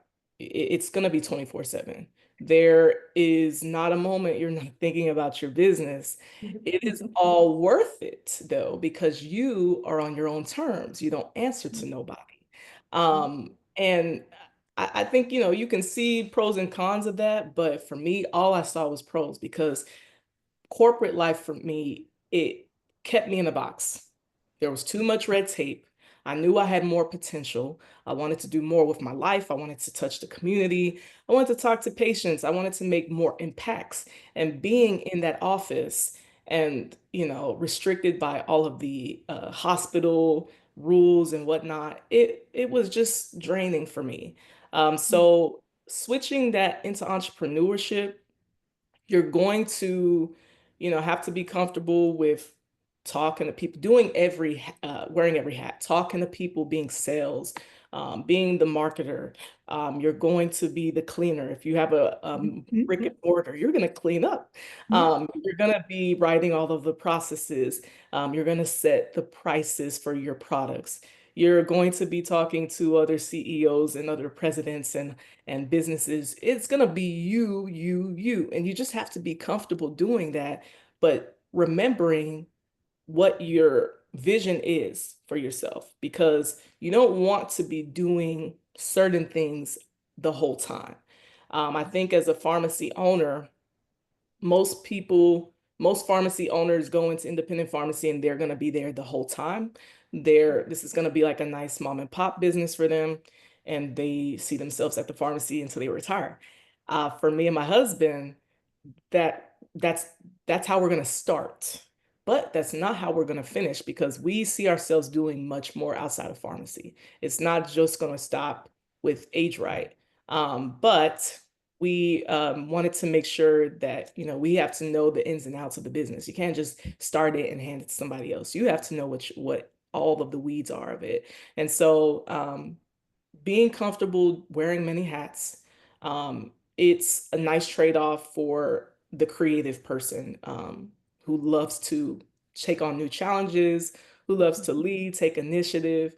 These are going to be things that excite you. For me, with the pharmacy, I didn't expect to do this, but I ended up being the lead designer for the pharmacy space. Why? Because the designers that we did want are based in Italy, their prices was just insane. You have to know, hey, we started that journey with them, but once the pricing and all of that, we realized you just had to cut. So knowing when to make those type of decisions in your journey is important. You don't want to carry on um, dead waste. You don't want to carry on a burden, something that you see that could create an issue later. If it's going to be really expensive, would you rather you do it or be in the hole within a year of your business starting? You really have to think about those scenarios. So we made the decision to let the designers go, and then I would just become the lead designer. So I'm not a designer by trade. I like my things. I have no design background. But I said, you know what? I'm gonna take it on. My husband believed in me. He's like, oh, you have great taste. I said, okay, let's try it out. And so that ended up working out. But I think just as an entrepreneur, you're going to just wear several hats. And you you just have to, I don't know. For me, when my brain is going a thousand miles per minute, usually thinking about the business, I'm like, oh, we can do this, we can do that. Um, you do have to take a step back sometimes to just relax and enjoy the moment, like how far you've come with the business, because if not, you can just become very overwhelmed. Um, I will also say that when we started our business, unlike a lot of other people starting a pharmacy, we didn't start it alone because we had each other. But we also had a business manager that we started with for our wellness med spa, because it's not just a pharmacy. So we have our med spa as well. So we needed a business manager to help us with that side, because we are pharmacists, but we're dabbling into the medicine world, the aesthetics world as well. So we had somebody start with us, and then also having a physician, because in the state of Texas, we can't legally own a med spa. So you have to have certain key players on your team to ensure that you're successful. So yeah, so that's, I guess, I hope that answered the question. Yeah, yeah, it does. It does. Like I think what I'm getting from your point is, the importance of wearing many hats and also hiring the right team, and that is like, so important so you don't get overwhelmed, which is something that a lot of entrepreneurs like to just throw themselves right in the middle and feel like they can do everything at the same time, and then they drown and get Mhm. overwhelmed, get burnt out, and the business crashes, right? Like Yeah, we yeah, see yeah. that all the time. Yeah. It happens so much. I'm in this support group with other pharmacy owners, and It was actually started by our pharmacy mentor. So we have a group of other owners doing compounding pharmacy, and we talk about the challenges that we face day to day, prices, all of the legislation that's going on right now with them trying to come down on compounding pharmacies. We talk about all of that together. You have to have a network. We started with that network. When we Originally, when we took the leap of faith to go and start the pharmacy, we were starting to look for different locations. But during that journey, we encountered two of our mentors. They're a Black couple based in Virginia, and they own their own pharmacy. And I found the woman, her name is Jade, Dr. Jade Ranger. I found her on LinkedIn and made the connection immediately. She's also my sorority sister as well, so it was very easy to make that connection. But the amount of information that her and her husband poured into us was so invaluable. There's no way we would be here, me and my husband, without them. So starting that relationship was amazing. And like I can't thank them enough. And then along the way, we also were introduced to our other mentor, Dr. Ndidi Amaka Oparike, who's Oh, I all. know Dr. Ndidi. I actually follow her on social media. Ah, yes, I love her. I love her. love Yeah. her. She is Yeah. truly one person that wants everyone to win. And so her network of people, that's the support group that I'm actually in. She has brought together so many pharmacy owners from different states, and the type of information that we're able to exchange and the support we get in that group is so amazing. Like there's no way we could have, again, got to this point without our mentors and the support. We did face a challenge, a major challenge when we started construction of our pharmacy. A lot of times people will just like get an old space that's been used by a different business before, but we took on the challenge. We knew what we wanted. We had a very big vision in place for Age Right. So we started from scratch. The place that we chose is like all cement. There was nothing in there. No one had been in there before. And we went in very green, thinking, okay, we're going to be able to build our pharmacy for this amount of money. And boy, we were wrong. We were so we we started our construction, and then our contractors realized how much work it was going to be, that it was out of their expertise and scope. Even though they knew what we wanted in the beginning, these people walked away from the project. Like they started building, they had frames up, started building, and then said, "We're out." Walked away. We walked away. I honestly, at that moment, I was so mad. Because it was 2023, and it's 2023. So we were expecting to be open by the end of the year. And so when they said they were like, no, we can't do it, I was just like, are you kidding? Like, I quit my job. Like we have things we have to like we have places we need to go with this business. We've got bills to pay. We've got all these things. When they said, oh my God, and then they took some money, I was like, yo, these people, it was just too much. Like, but from a legal standpoint, it didn't even make sense to go after them. So we just had to swallow, just take that L. And because they walked away from the project, it took like 8 months before we resumed construction. We had to find a new contractor.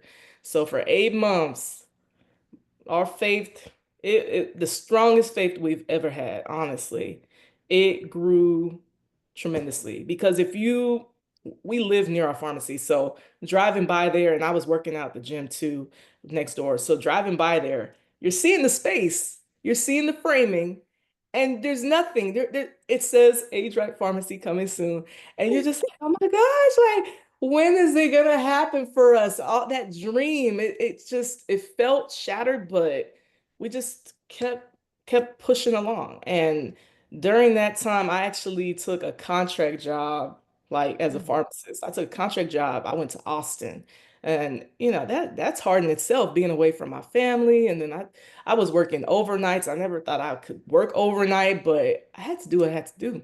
Me and my husband, we were grinding it out. He took a contract job too, because you have this plan in place, and then someone says, okay, I'm not going to do the project, you can't, it's out of your control. You just have to do what is within your control, which is okay. We're going to go and get um, a decent job for the time being. We didn't want anything full time that would commit us to a place and make us lose sight of that vision.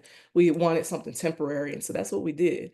And so after about 8 months, we were able to find a new contractor and they started the job. These people were great. They stayed on time. They didn't lie and say they could do something they could not. But they gave us a lot of hope. And so when they started the project, they finished very smoothly. And so we were able to open by the end of 2024 because of that. But yeah, most people don't know that our sign was up coming soon for months. People in the community are like, we were wondering when y'all were gonna open and all. Yeah, it was a huge time that tested our faith completely, but we just had to stay prayed up and you just have to, you can't lose sight of that vision that you manifested because we're like, if we got this far, there's no way we're not going to be able to build this place up in the way that we want it to be. So yeah, when I look back, I'm like, okay, we did that. We really did. Like we could have given up.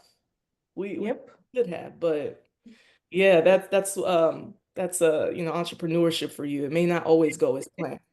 So Yeah, yeah. and what you said, you can't lose sight of the vision that you've created. That Uh, that is like so key because mm, even not in entrepreneurship, like just like in general life as well, too, right? Like we build a vision of the life that we want, and then when challenges come, we just like step back, we lose sight of it, we give up. But like you guys, you put in the effort, you went through it.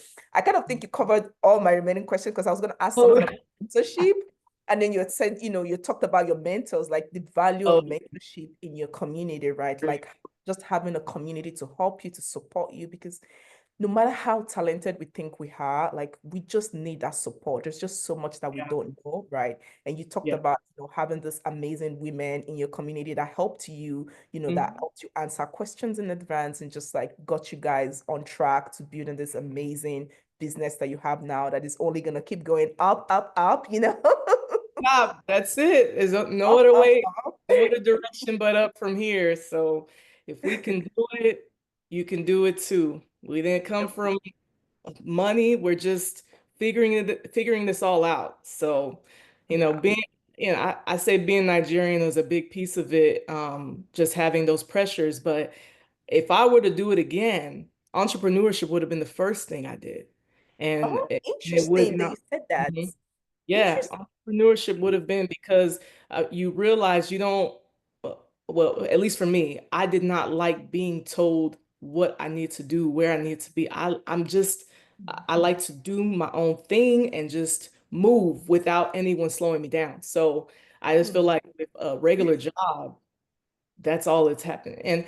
And it takes it just you're not always gonna have that mindset because I wasn't always like this. Like I said, I was happy at my manager job. And I told my husband, yeah, go do that. I'll watch you, I'll support you, yes. But it takes a mindset shift. And when that happens, you There's boom. no going back. Yep. Yeah. That's yep. All gas, no brakes. Yes, that is exactly what it was. So, my husband, he's like, he used to always encourage me. He was doing to encourage me to do my gifting business. He saw that in me. He saw the potential, and I was like, I don't know, but yeah, sometimes you just need that little push, and just go. All gas, no brakes. Don't let anybody slow you down. Don't let any naysayers come in and infiltrate that vision because they can't see it, but you. They're Hmm. not going to believe it. Like even if your parents, they mean well, they want you to do well. My parents they didn't understand it. So now they're like, wow, they have so much I pride. see the vision now. We see Yeah. the vision now. They're like, okay, now we see it. But That's everyone's it. not gonna see it. And you outgrow people, you lose friends along the way. It's like Yep. that's a real thing. Like when you see your destiny and you feel like there's more for you out there, you're not gonna let anybody hold you back, including friendships, relationships, Yep. family. Yep. So Mhm. Yep. Like, yes, you're putting the fire in me, Dr. Oh Cindy. yeah. Because I'm like, yes. I'm like, yes, because Yeah, you're do sitting it. about. Do it scared. They say do it scared. Do it scared.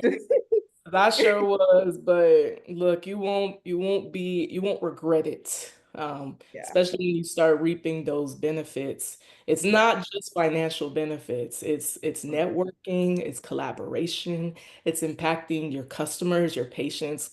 Having I'm your own time too, all time. You're having time buying for your back your family, yeah.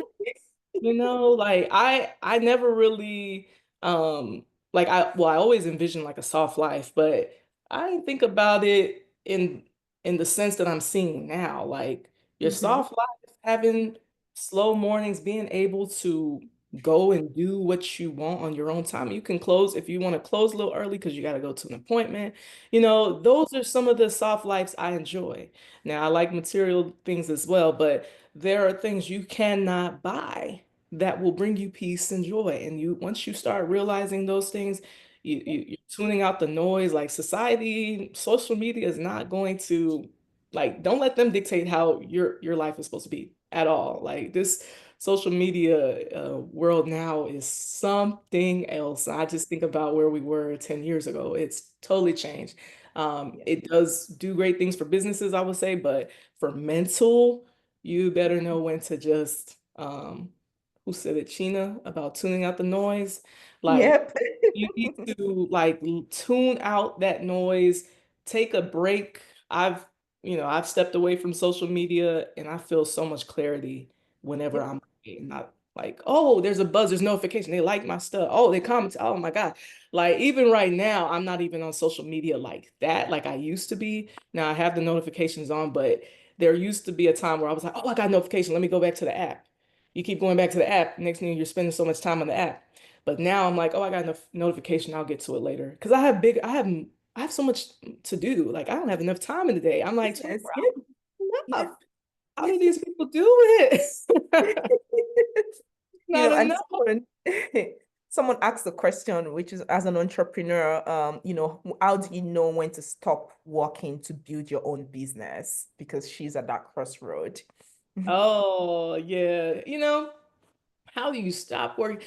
I will say, the best time to do it is when you are at a financial place where you think you can, move forward and sustain yourself. Because I wouldn't tell anybody to just quit your job if you don't have like savings or something that can sustain you at least temporarily. But I would say look at it from a financial perspective and see if it makes sense to do so. If you can get a temporary job, I would do those. Contract does notoriously pay more than Yep. um, Then full-time roles. Yep. full-time roles. So look into those. As a pharmacist, I always tell people I wish I would have left during the pandemic because pharmacists were banking out too, just like nurses were. But look into temporary work. And also, if you have a support system, make sure you're leaning on them as well because you're not going to be able to do it alone. You're just not. So have your support system, look at temporary work, make sure from a financial risk it makes sense. But also, that fire in you, if it's there, nobody should be able to dim it. Nobody should be able to put out that fire. Just figure out what you have to do to get from A to B to C. Just figure that out and then leave and pursue it. Leave and pursue it and don't look back. I never look back at management. I will never, no one can pay me enough. I say that Nobody. in all seriousness, no one can pay me enough to go back to corporate management Yeah. because time is valuable. And they don't even like you're replaceable. They're gonna replace you the next day. Like Yeah. seriously. So once you have a clear vision of what you want to do financially and you have the support, go for it. There are a lot of resources out there for financial support, like grants, SBA. There are private investors, angel investors. Don't get boggled down if you don't have a whole lot in savings, or Mm. you're not making a whole lot of money, definitely look at non-traditional routes. And yeah, but those are some of the tips and advice I can give for that. Thank you. Thank you so much, Dr. Cindy. And like, like I feel like even me personally, I'm getting to that point whereby I always said, and I know like China is still on the collectioners. I always said, oh, maybe if I make $200,000, it would become better. Then I made $200,000 and it was not better. And I was like, okay, maybe if I make $250,000, it would become better. But then I got there and it was not better. And I was like, okay, what would make my life better? And like Economy. small Woo! moments, right? Like Right. having time for my friends and family, being able to be there for them. And corporate Mm. is just not giving me that, because if they're paying you $300,000, believe me, they're taking your soul along with it. Like Oh, yes, you better believe that. You know, if you can go part-time too in your job, I don't know what kind of role you're in. If you can go part-time, do that first. Because that's what my husband did. He went part-time. So it gave him more flexibility to do business planning. And yeah, so, but if you're in a full-time role that's like management salary, typically those aren't you can't go part-time. But if you can, go part-time or get a temporary job. But yeah. yeah. Yeah, so for me, like, yeah, that's just the part I'm at right now, to trying to make that decision if it's time to really, really quit corporate and focus on my thing, right? And just build my thing and my own interest. So yeah, you've given me a lot of tips that I'm gonna go sleep on tonight. You can do it. I believe in you. I really do. You can do it. So do it scared. Do it scared. Yep, do it scared. Do it scared. Thank you so much, Good. Dr. Cindy. This is so So amazing. good. We Thank you really for having appreciate me. having you here. Your This is story is so inspiring to all of us. Thank you so much. Thank You're you. so Do it scared. welcome. Yes, Awa, do it scared. Do it Oh, thank scared. you so much. A blessing. Our next person today is Essay. Oh, she's on the call. I was like, she would have dropped because she's in the UK. Essay. Sorry. Hi, Can hi, hi. everyone, hello, can everyone hear me? Yes, we can hear Okay. you. Do you know why I left you as the last person, Essay? We have so No. many people from the UK, and like I know, like some of them have been pinging me, like, oh, when is Essay going to talk? I'm like, soon, like, come down, like, yeah. Thank you so much, Dr. Cindy. We really appreciate having you. But yeah, Essay, like, I know a lot of people are super excited to hear your story and like, tips on how they can be you, right? Because they want to be you. They're like this super house woman. Like, how do we get to where she is? So, if you could please give us a little background on, Mm. your story, what you do and how you got here, that would be super helpful. Okay, all right. Thank you. Thank you so much, Toyosi. Thank you. Hello, everyone. I'm so happy and excited to be here. When Toyosi contacted me on Facebook, like, oh, I wanted it to be a speaker, I was super excited because this is what I've always wanted to do. I've been doing this, talking to women, coaching women, getting women into tech. Um, I've been doing it before now. I don't really talk much about it on social media because I'm not like a social media person. I don't really post. I just come post pictures and I show off. I don't really post about what I do myself, just maybe in comment sections, right? So a bit about me. I studied computer science in Nigeria, okay? And I moved to the UK about 13 years ago. I had a change in Nigeria. So I came when I got to the U because I like education, you see. My late dad will always say education is the best legacy, right? He believes so much in education, and I do. So when I got into the UK, I went back to uni. I studied computer science because I love computer science. Even when I was in Nigeria, I was part of the ESCOs, in school where you have this association of computer science, something we would Mhm.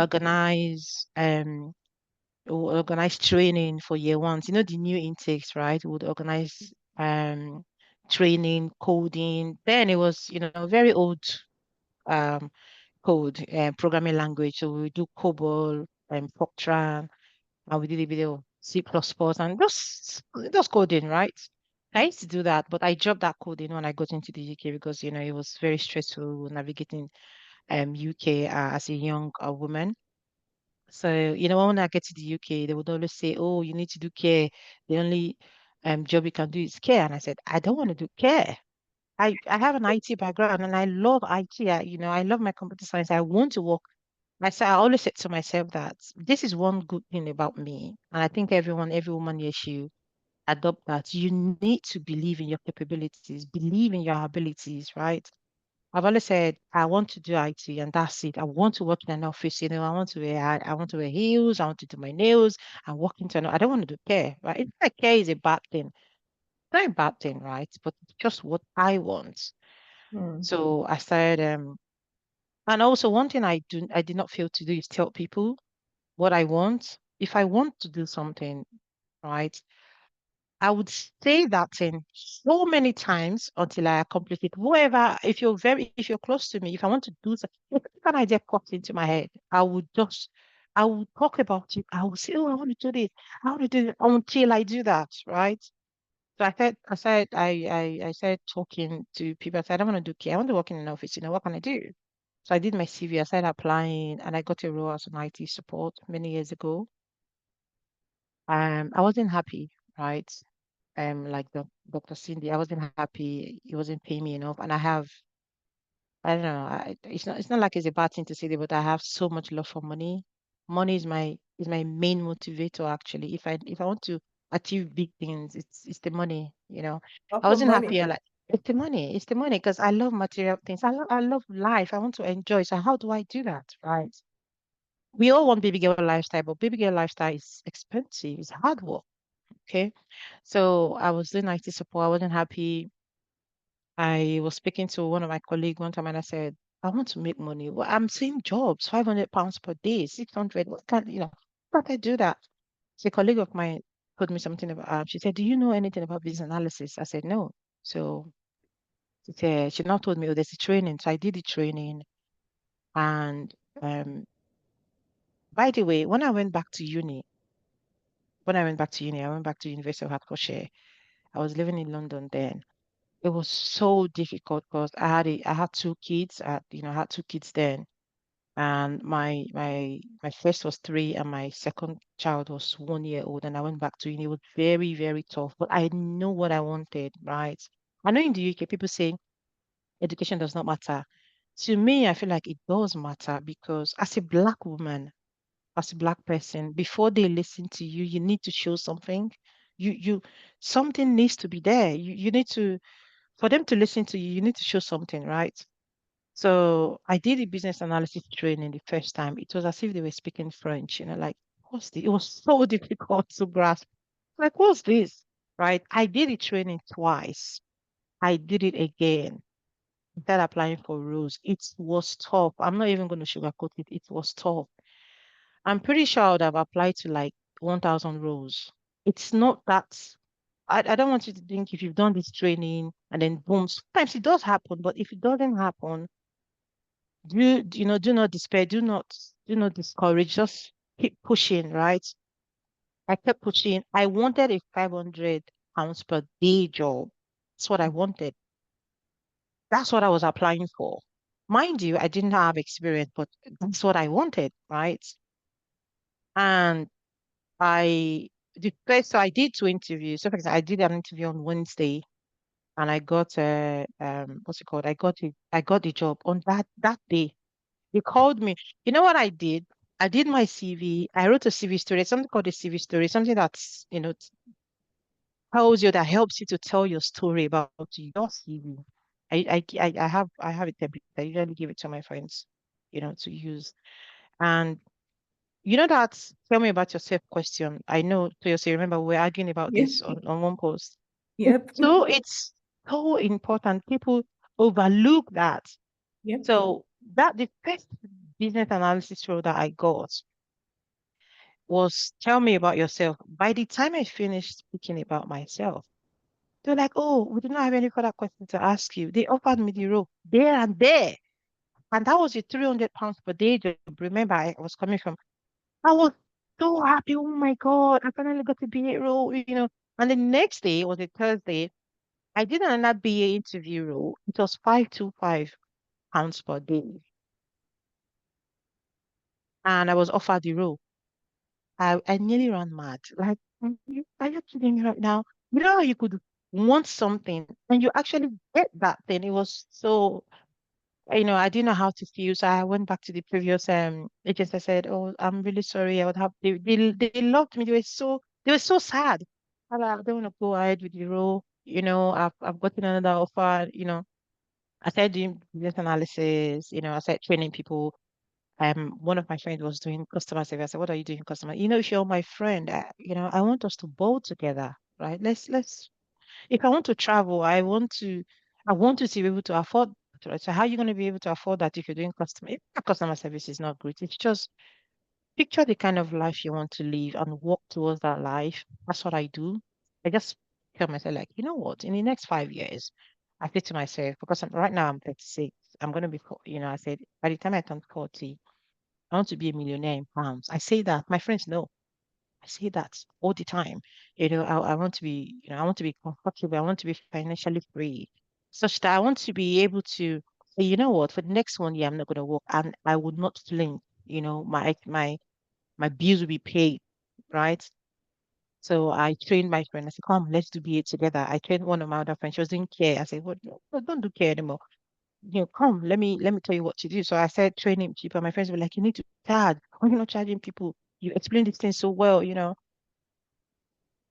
The highlight of this conversation is believe in yourself. I have so much. There is nobody that will believe in yourself the way you would believe in yourself. I have so much believe in myself. I have that infantry. Toyo said, I have what's that called, the audacity of a white man. That's the Yeah. audacity I have. That is the audacity I have. Yeah. Sometimes when I talk about the things I want to achieve, my friends will like, it seems far-fetched. It looks like, come on now, that's too big.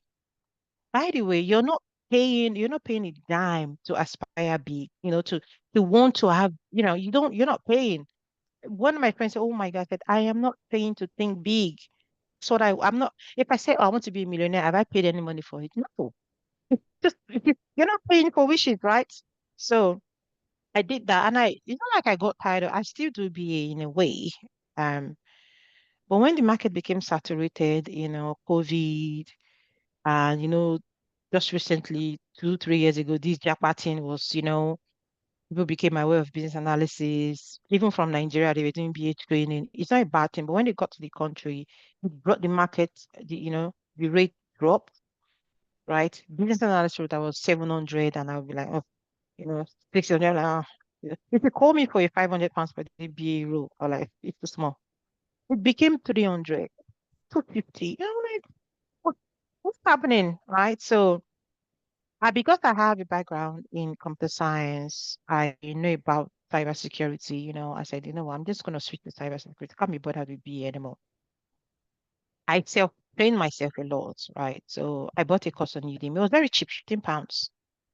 I started to listen to it because it's what I do. When I drop my kids off in the morning, um, I would listen to the course on my way. My way back, I will listen. If I go for my walk, I will listen to the course. I keep listening to that course every single day. Now, if you want a change, you have to be the change that you want. You need to put in the work. It's not going to fall on your laps, right? You need to put in the work. Yep. I did my CV. I revamped. I am very, very good at doing CVs. I revamped my CV. I started applying for roles. You know, the kind of person that I am not deterred by no. If you tell me 1,000 no, I will be in your face. I will come back again. That's what I do, right? So if I getting no's, unfortunately, no, unfortunately, we regret to inform you. Come on, you don't regret to inform me. What are you talking about? We regret to inform you, right? So I would keep applying for roles on LinkedIn. I'm more active on LinkedIn than Facebook and Instagram. On LinkedIn, you see me, I'll comment on recruiters' posts. I'm interested. There are some jobs, I see some jobs, 1,000 pounds per day. When I look at the job description, half of it I can't even do, but because this is how I think. I feel like there's this job, maybe a director role now. I do not qualify for that role. I would apply. Now, one of the major reasons I do that is for my CV to be in those recruiters' database. If there's a role, they will first go through the databases, scan through, look at the CV that pops up. Send those things out before they even post those jobs. Sometimes they do that, right? So I'll apply for jobs. I kept applying for roles. I push. I'm in your face, right? So I did that and I got my first cybersecurity role. I was so excited. Like, I could do this. But I wasn't happy because the money was a bit, it was smaller than what I was on because remember I was a contractor, I was on 500, it was small. I'm like, this is not for me. I know I want to switch career, but please, I can't live on this. So I kept applying for roles until I got my manager role. And when I got my manager role, it was last minute, right? It was the last day of the job posting. Telling me, apply for this role, why not? I applied for the role. Then the next day they called me, oh, we saw your CV, you applied for the role. I did. I said, okay. And I was interviewed. During my interview, it was women. But when I go for interview and I see women, I'm really excited. I don't know why. I just feel at ease. I talk calmly. I explain, oh, yeah, the job, and they asked me why did you want to do this job? I said it's because the reason I went for that job was because the CISO was a woman. Imagine seeing a woman, because CISO, by the way, is the top, like the highest level in cybersecurity. Imagine seeing a woman in that position. It was so inspiring. Every time I speak to her, I went to a cyber conference. Every woman is on, if you check them out on Instagram, every woman awards. It's sponsored by Bupa. Bupa is an insurance company. I went for that conference 2 days ago on Thursday, just 2 days ago in London. Oh my God. That's how I during that conference is when how I know about how important to have a mentor. I don't have a mentor because, like I said, I mentor people, but I don't have a mentor because I can read and really push myself. That's what I do. So I saw how it is so important to have mentors. You see women doing big things, women, director of this, they manage portfolio of £1 billion. It was so inspiring. The energy in the room was so fire. It was fire. I'm like, wow. I even put it on my WhatsApp, like, we need women, every woman need to be in tech. Yeah. Whatever skills you have, you can, tech is so broad. You don't have to be technical. By the way, the definition of technical is not coding. I went to another conference like 3 weeks ago, and the definition of tech, because this deters women, right? Oh, I'm not technical. I don't think I can do cybersecurity. Yes, you can, right? The definition of technical means an expertise in your field.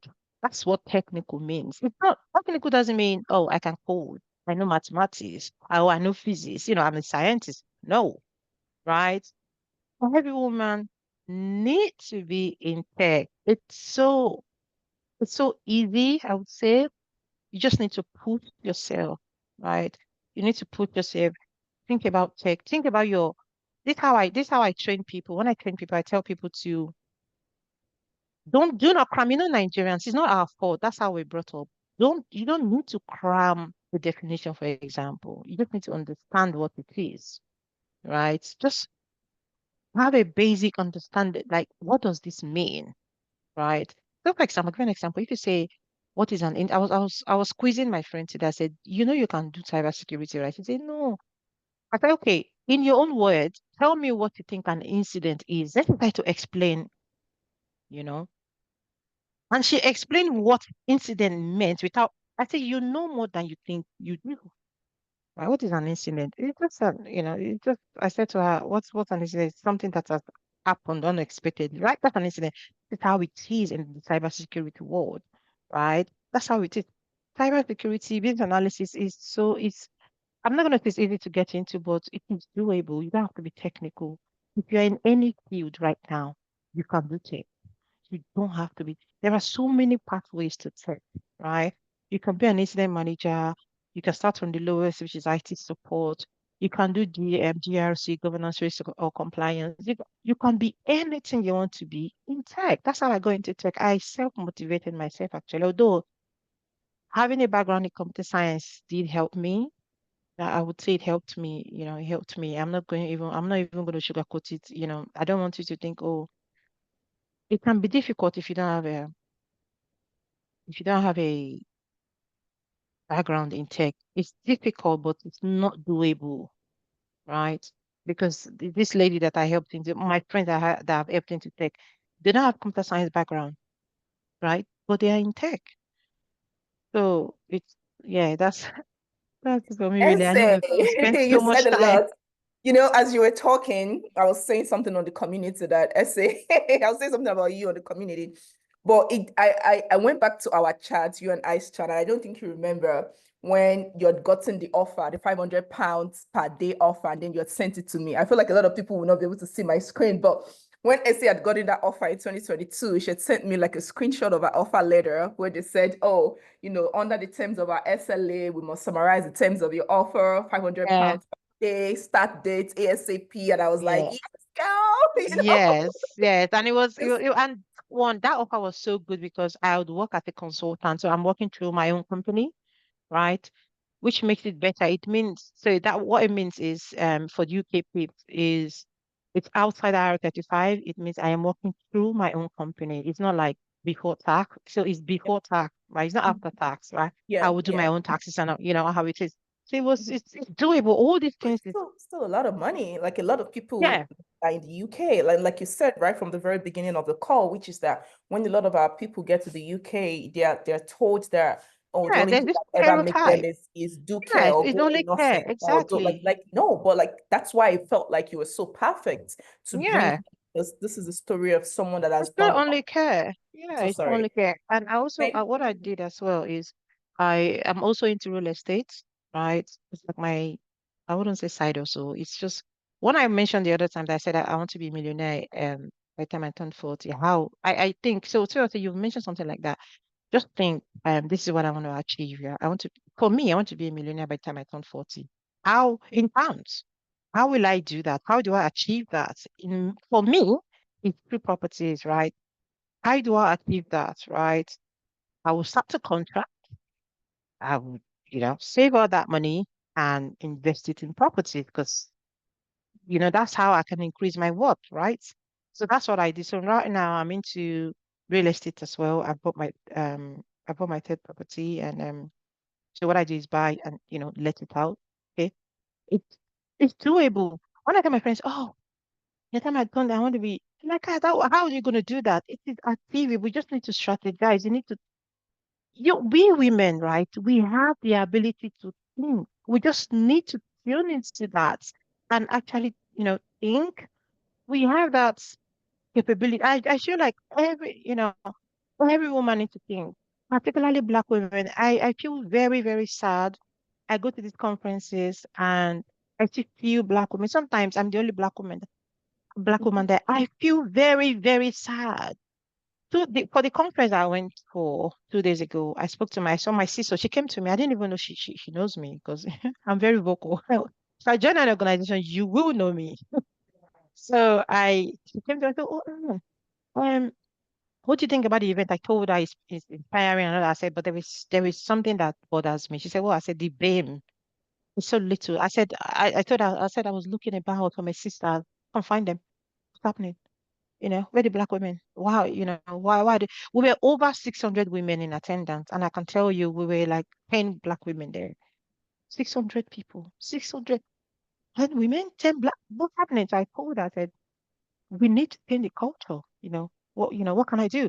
By the way, if you're in a position where you think you can affect change, do it for your sisters, do it for the people coming. Don't, do something. Because if you don't do it, I have got girls, right? I've got children, girls. I want the opportunity for them by the time they grow up. And that change starts with me, right? So I spoke to the CISO. I said, you know, I'm quite sad.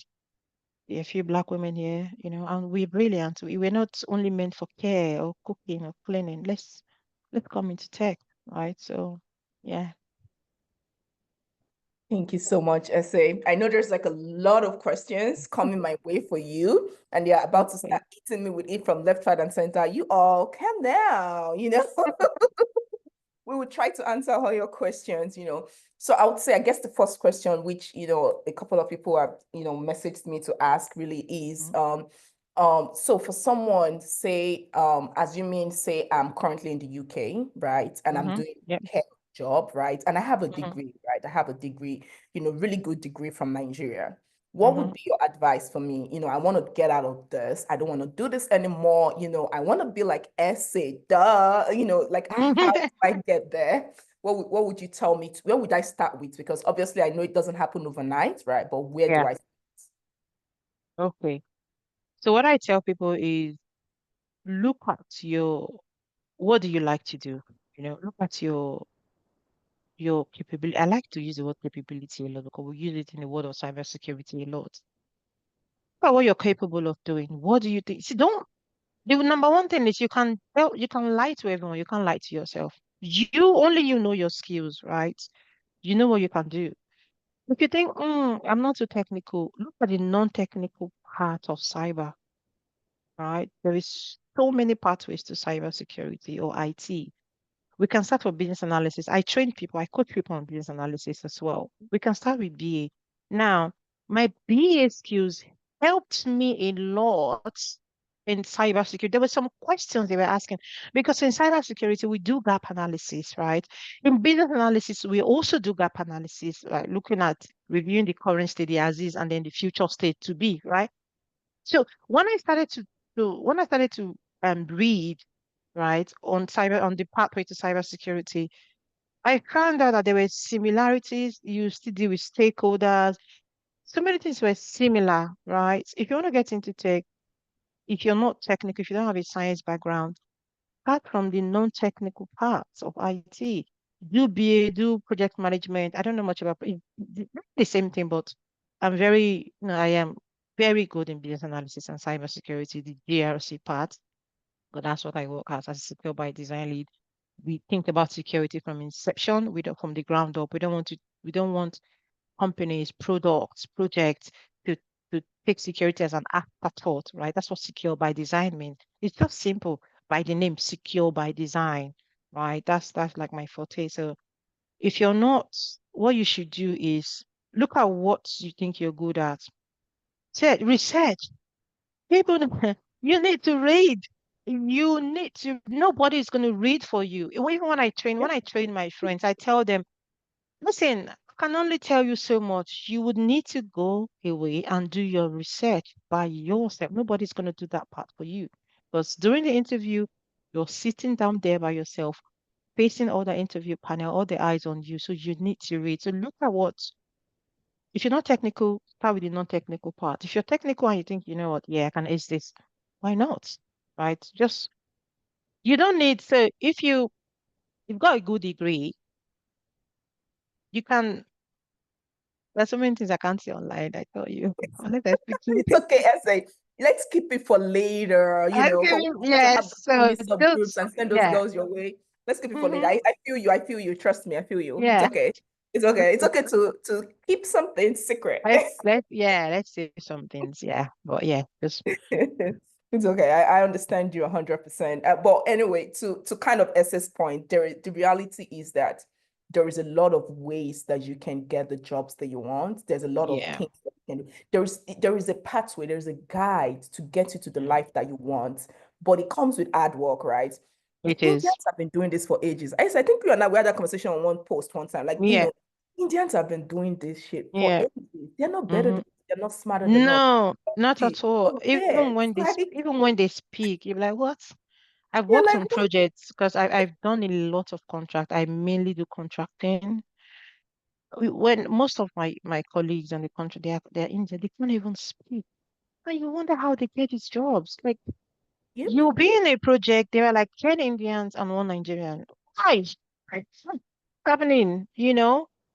There's so many things we can do. We have the advantage of speaking English, actually. We have the advantage. Why are we not using that? But that's the first thing. Why are we not using that?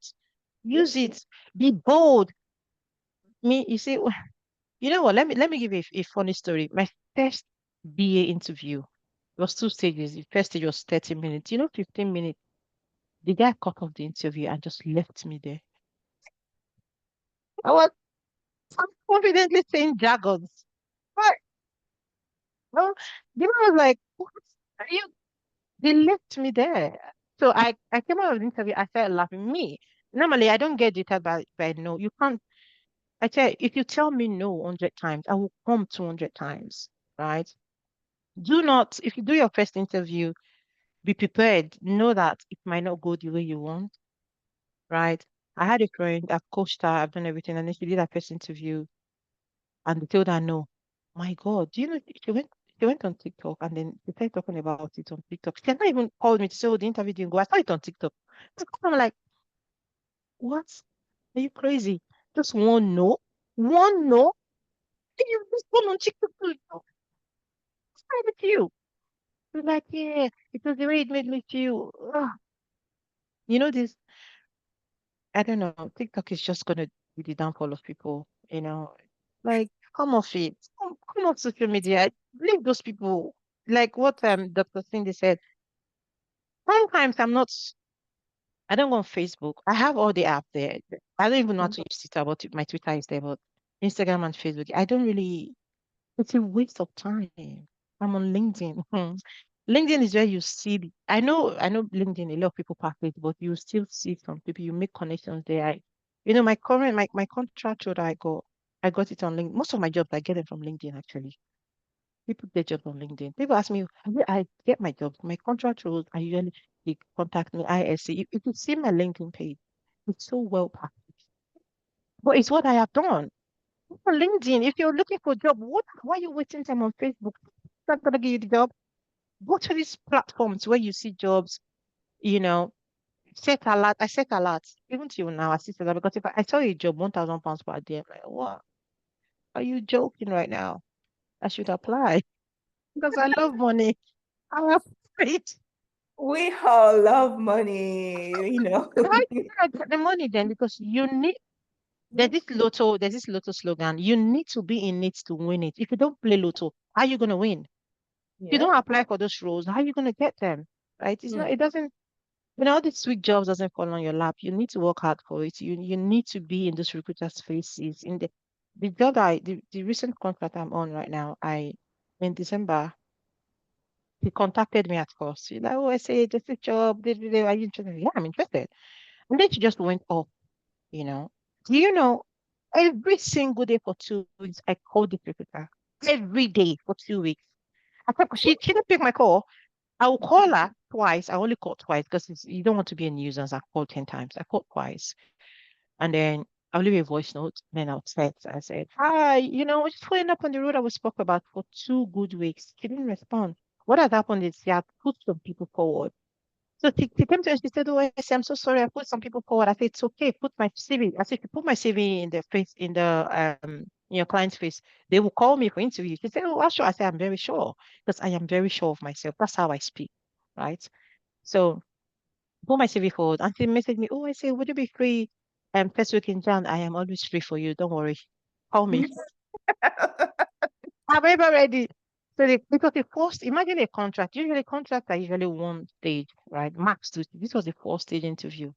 But because the money is so big and juicy, oh God. Yeah. I was Who like, doesn't what? want 1,000 What are you pounds? doing? Sign me So up. I I did the first interview and um it was a director of cybersecurity program, whatever. I did this interview and um the man said, oh, um we are interviewing so many people who will come back to you. I said, you will not get, I said, you will not get anybody as good as me. Don't worry. You come back to me. Like, in a funny way, when I speak to people during interview, I don't make it too rigid. I want you to remember me when you go like, oh, that girl was funny. Think I can work with her, just like that. I like, don't worry.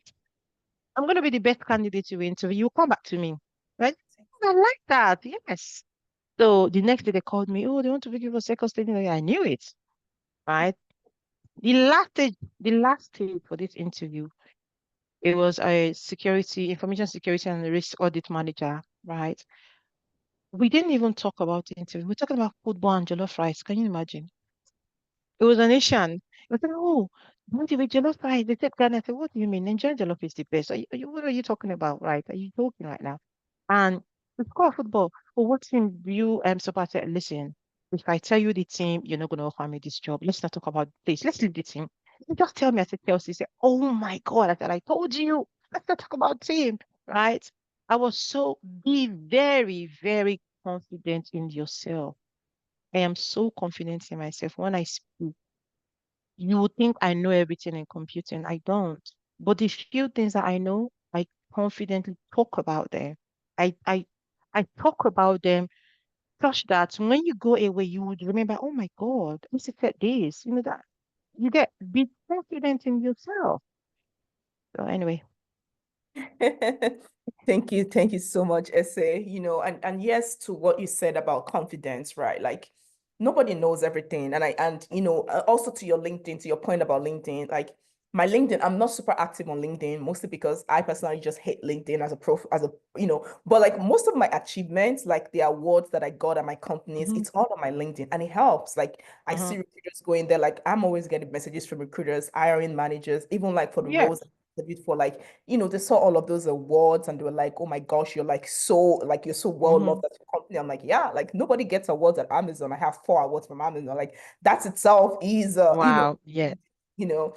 So yeah, yes to, making sure that you're linked in, and one thing I want to call out, and this is to everybody, like to all the beautiful women on this call, like I feel like the four women that spoke today, they all said something that I know it's not planned, but they've all talked about how social media can negatively impact you.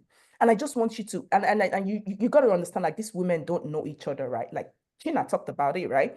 She said she signed off social media to focus on her job for the next couple of hmm months. She signed off Facebook, even though she's missing all of that gist. She's like, nope, I'm not interested in Facebook right now, right? China signed up, Dr. Cindy talked about it too, right? She talked about like, the negative impact of social media, right? Like how social media can give you the vibe that that is not real, that is not true. Yeah.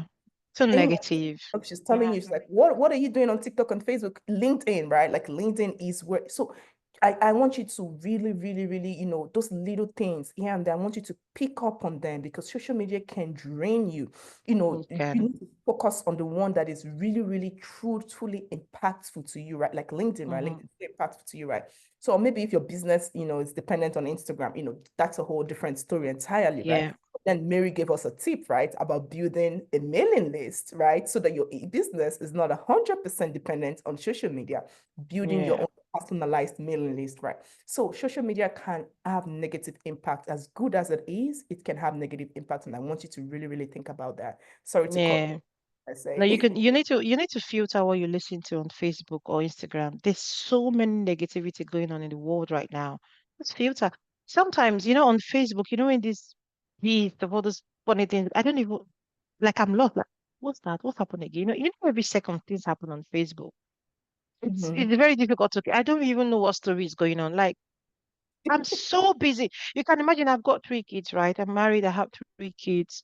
I have my businesses, my real estate business I'm doing, and I'm doing it's like 24 hours is not even enough for me. And if I have time to go and be scrolling, on Facebook and looking at it's so time consuming.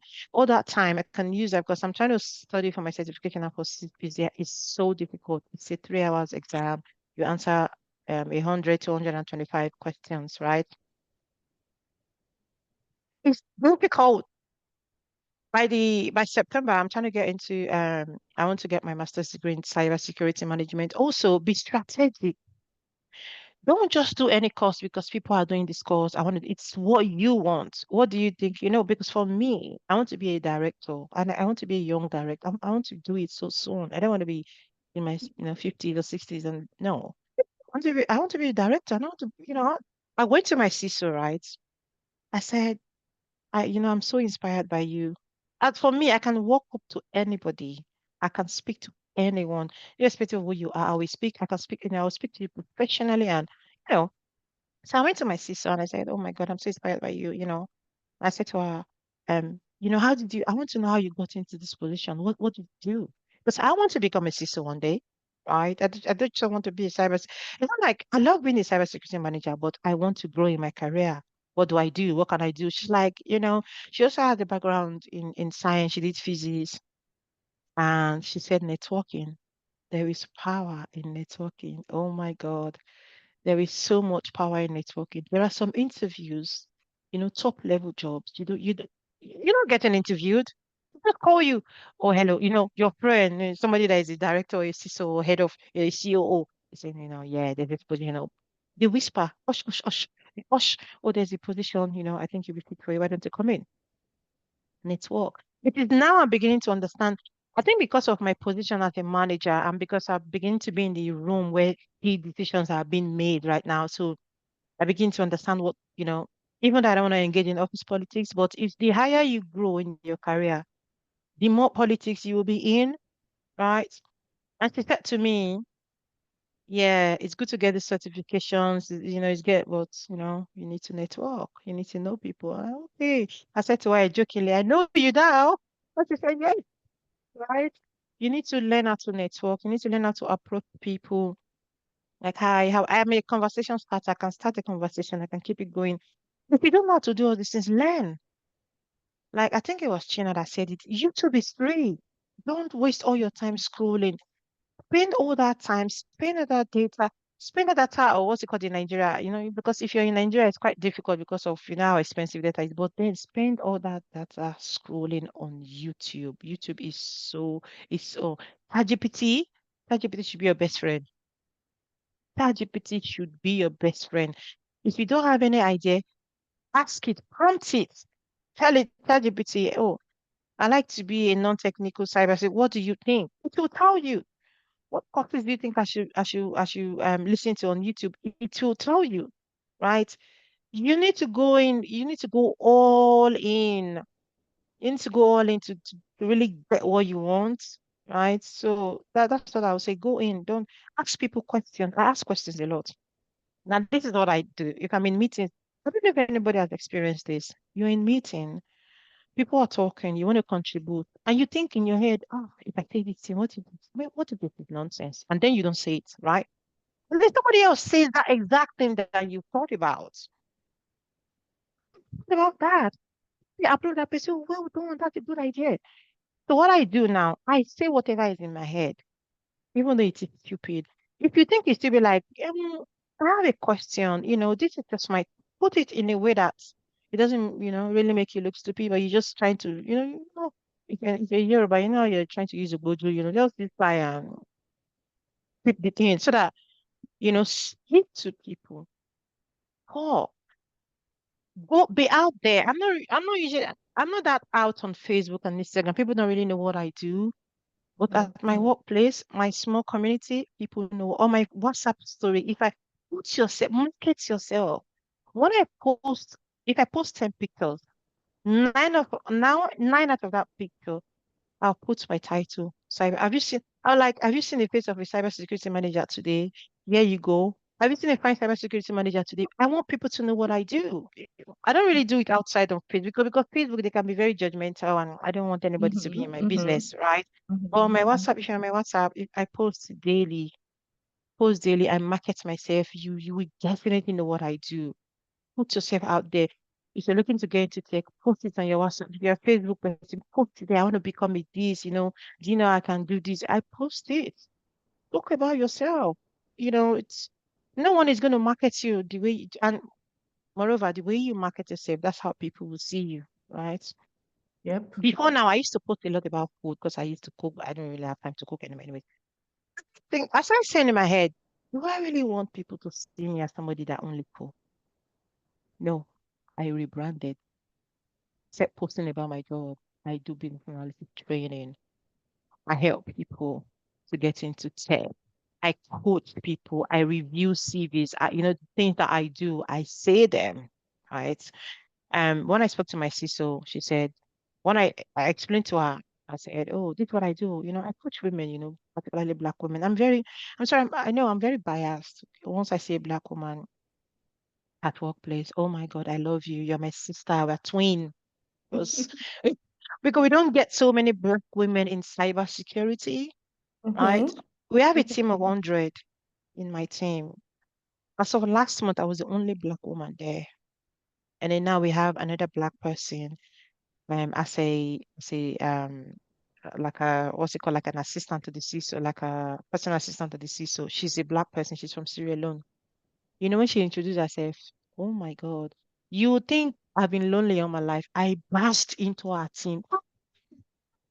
So excited because she's black. Right? There are no black women in cybersecurity. Come in. As a matter of fact, I want all the women in this court to be in cybersecurity. It is doable. You definitely can do it. It's not hard.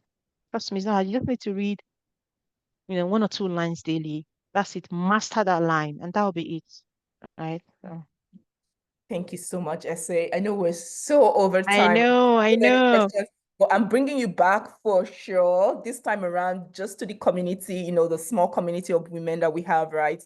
I know there's a lot of them in the UK that are trying to pivot into cybersecurity. And I already promised them, I was like, calm down, like Essay is coming back. Like, don't worry. They're like pinging me up. I was like, don't worry, we're gonna bring Essay back this time around, to talk to you guys, one-to-one, and kind of like, I know some of them will want to take your course. Like I know you have the business analytics, program that you mentioned, right? Yeah, So, I know like, we're going to have some of them wanting to pivot, into that line as well too. And they want like, your opinions and, how they can just be that, that woman. And, something that you said kind of about like how I feel like, okay, let me go back a little bit and I'll use myself as an example, which is when I came to this country, kind of like China, I set like a goal of where I wanted to be. I was like, I want to yeah, make this amount of money, right? I want to make this amount of money when I graduate. And I remember I posted it on Facebook and I can never forget. I took a screenshot of that guy. I should actually probably go and sub him now. Let me go post the screenshot and just kind of call him out. Because he told me, it's when I posted it, he said, oh, he saw the school that I'm going to. Like my university doesn't sound like a good university. Like there's nobody that will pay me $100,000 after graduation. That the most that I should aim for is like 55 or $60,000 after graduation.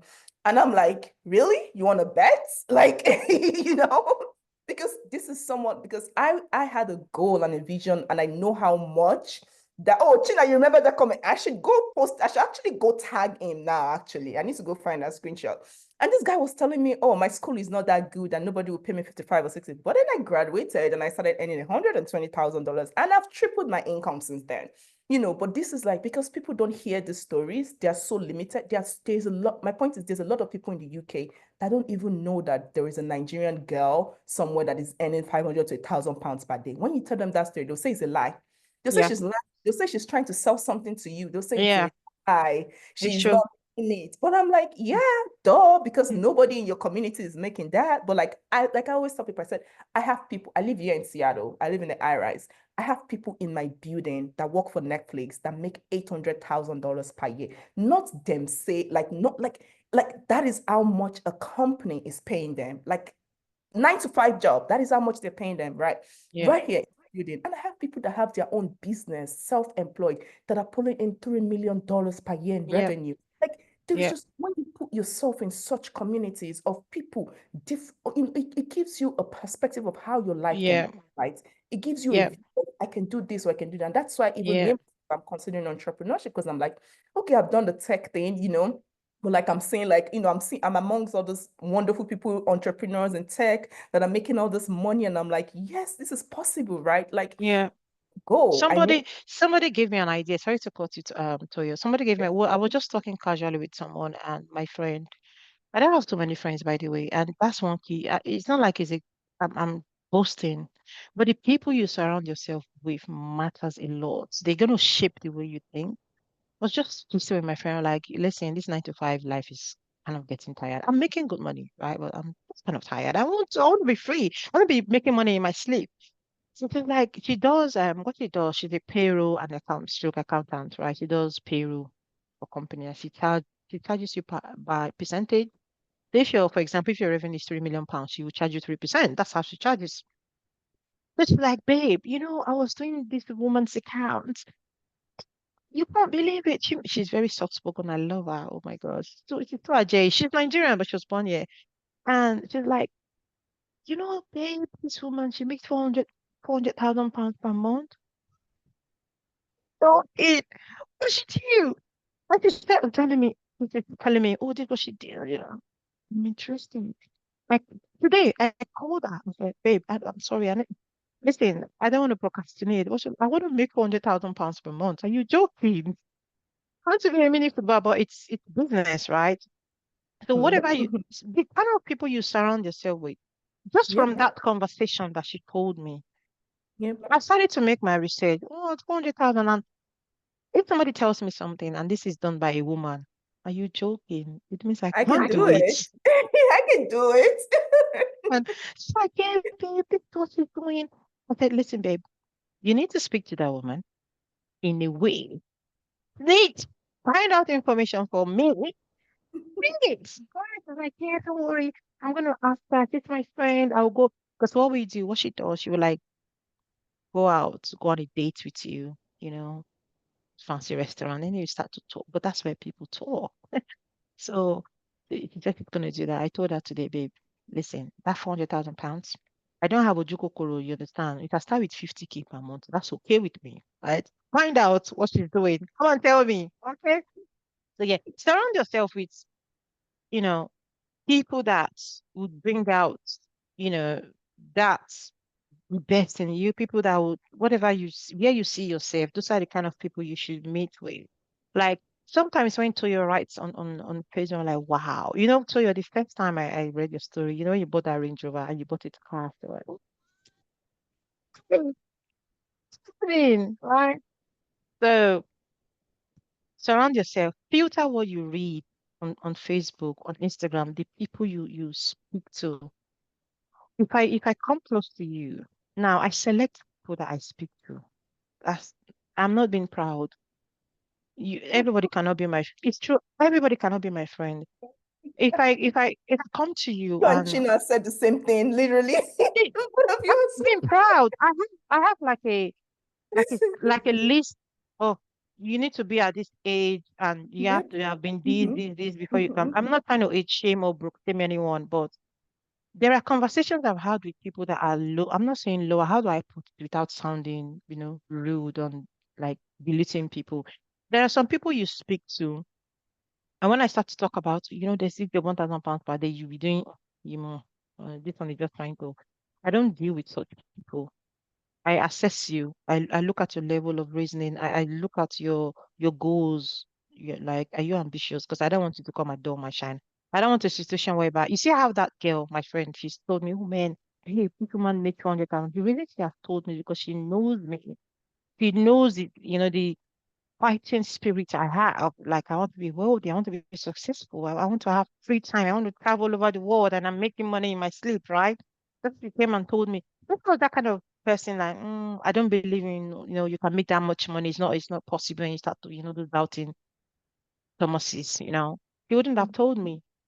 I Yep. don't, I don't, I don't have many friends because there are people, they don't believe in these things.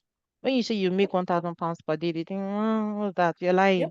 But it's doable. Yep. If I Yep. if I assess you and there's a way you want to act, and I just slowly, pops up from you because man, I don't have And time to.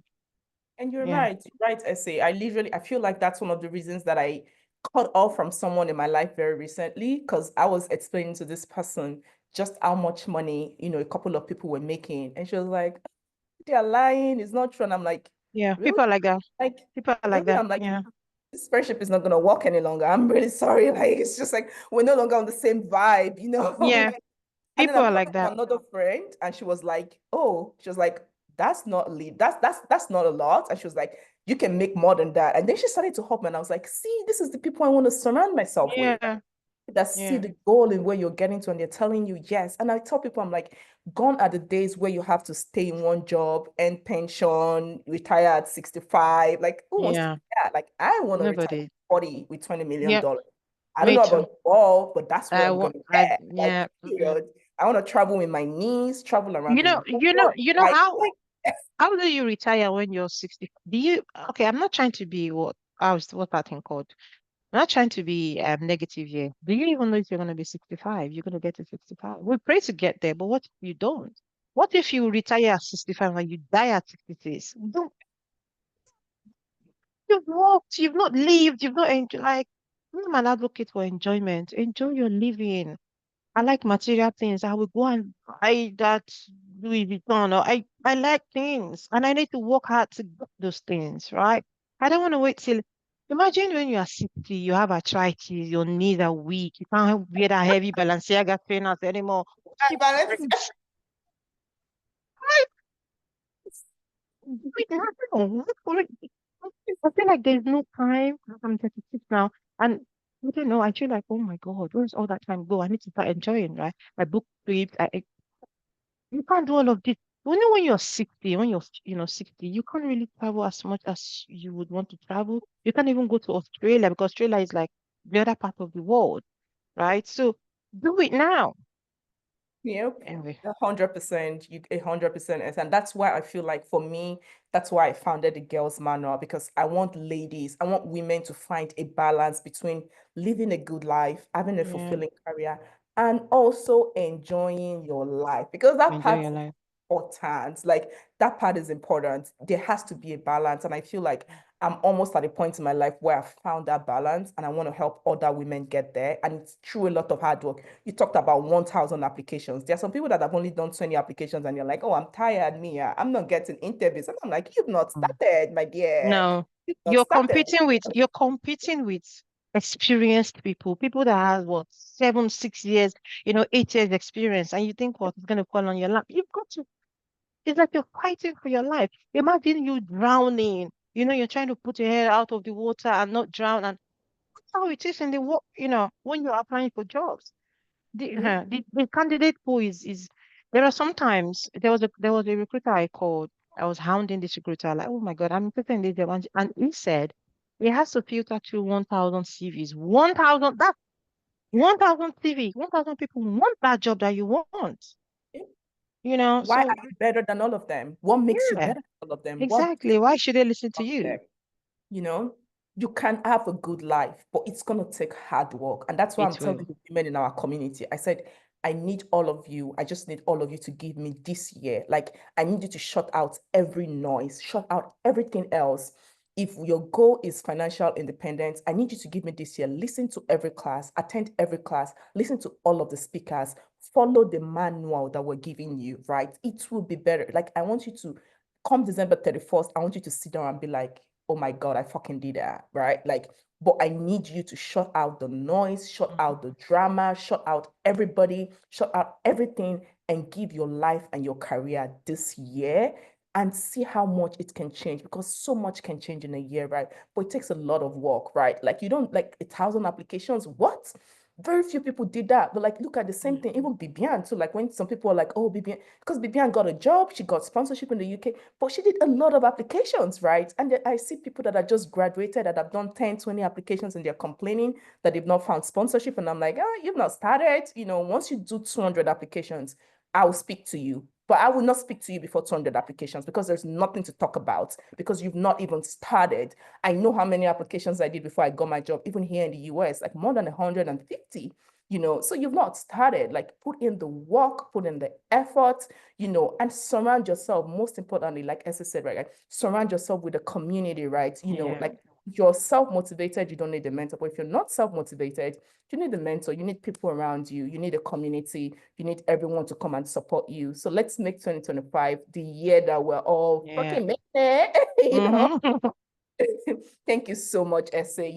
I know we're so having you back in the community. There's so much that, you and I will discuss and cover, and I'm so Yeah. excited. Thank you, everyone. I really hope that Thank this has you. been a wonderful session for you all. Thank you, everybody. I know we went over. We apologize, but I know you all got so much value. Thank you, China. Thank you, Dr. Cindy. Thank you so much, everybody. Really, really amazing effort, everyone. Thank you all. All right then. Cheers. Thanks, Bye, everyone. Essay. Bye. All right. Bye, Bye. everybody.